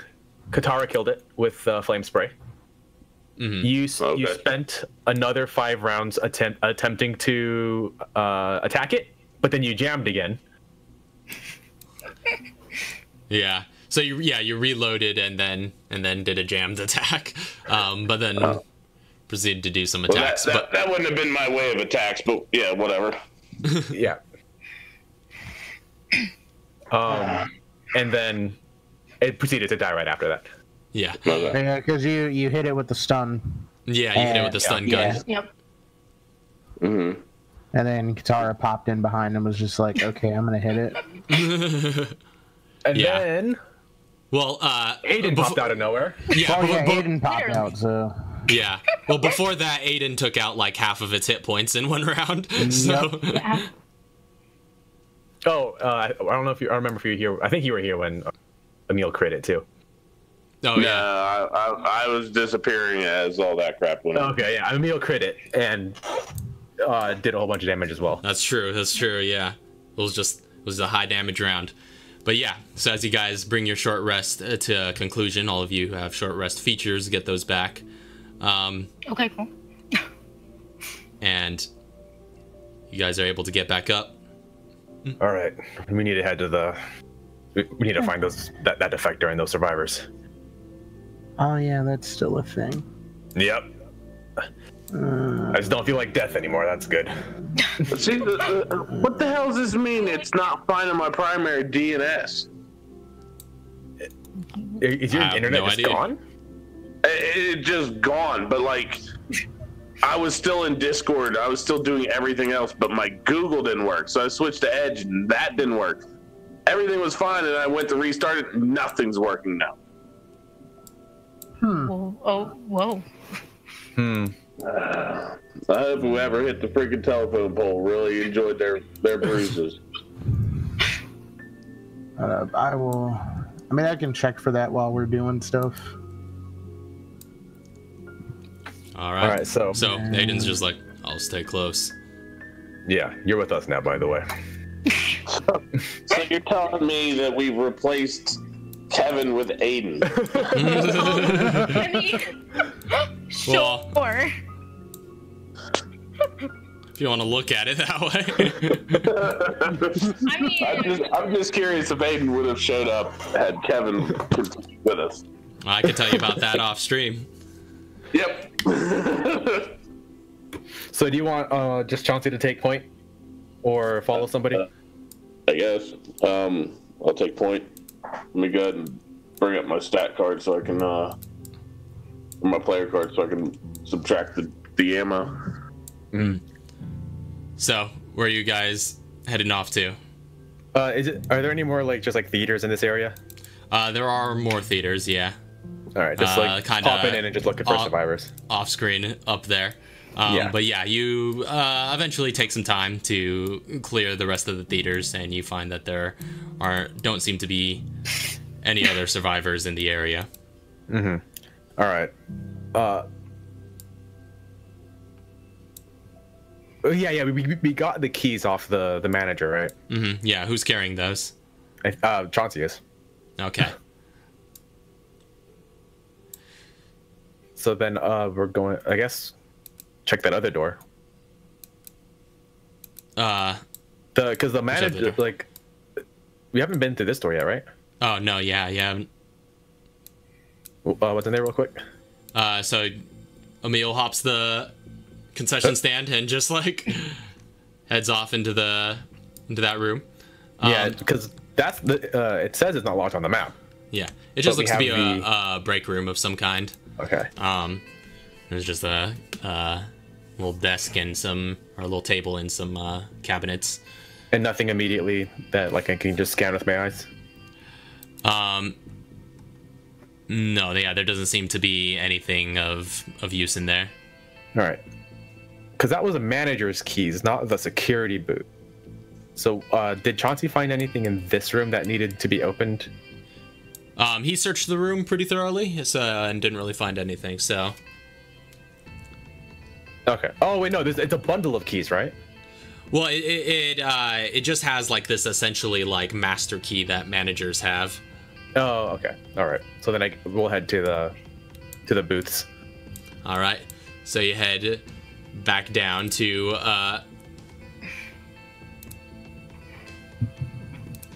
the other atrium, and upon your arrival, just start making your way towards the security booth. Where's Emil? That's a good question. Oh, there he is. Oh. Yeah, so we'll make our way to the security booth and test the keys. All right. So you walk over there. Let me just move this guy over. So you waltz over there, and using the keys, you do enter into what looks to be a small security booth with a couple of swivel chairs and monitors kind of set up around it. What was that, Guitar?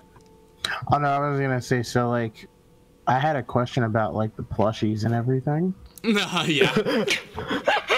So like, as a question, if I wanted to take one back as a gift, since no one's gonna be using this anymore,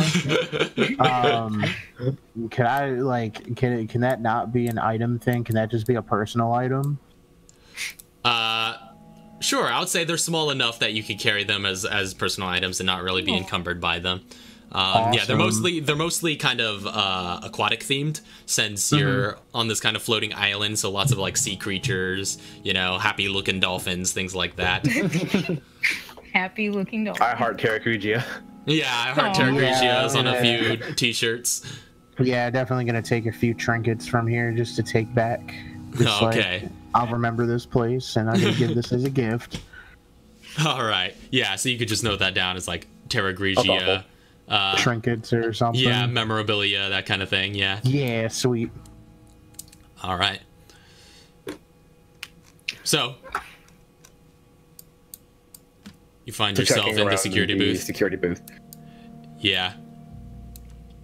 So yeah, you see a couple of computer monitors around again, kind of set up around these desks with, and most of them look to be displaying kind of surveillance camera footage. And then on below one of the monitors, you do see controls for the general facility, including a list of toggles for the gates. Cool. We'll open the one in front of us. Okay, yeah. You see the one that's kind of labeled food court gate, and then when you switch that, you hear it start motorizing and just, and the gate begins to lift outside. Looking around, are there other gates that need to be opened? It doesn't seem so. It seems this was the only one that was closed. Okay.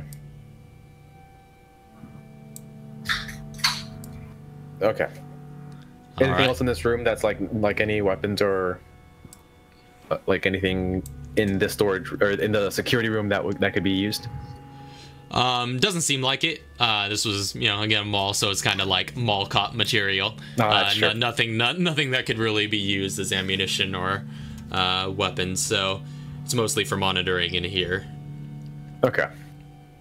So, with the gate now opened and your path to the food court cleared, you prepare yourself to start moving forward and exploring the remainder of the mall. We gotta find those survivors.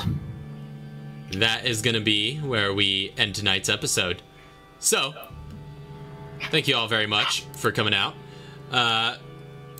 we'll be back next week. Of course, we got Minecraft Monday as usual, and then still playing through Resident Evil 7 Madhouse, although we're probably going to finish it next week. That's been quite fun, and again, I'm going to go through a bunch of DLC on harder difficulties after that too. And of course, next episode, next Friday, Lord willing. And yeah, until next time, we'll see you guys later. Peace. Squared. Have a good night. God bless. Good night, sweet dreams, all of the good things.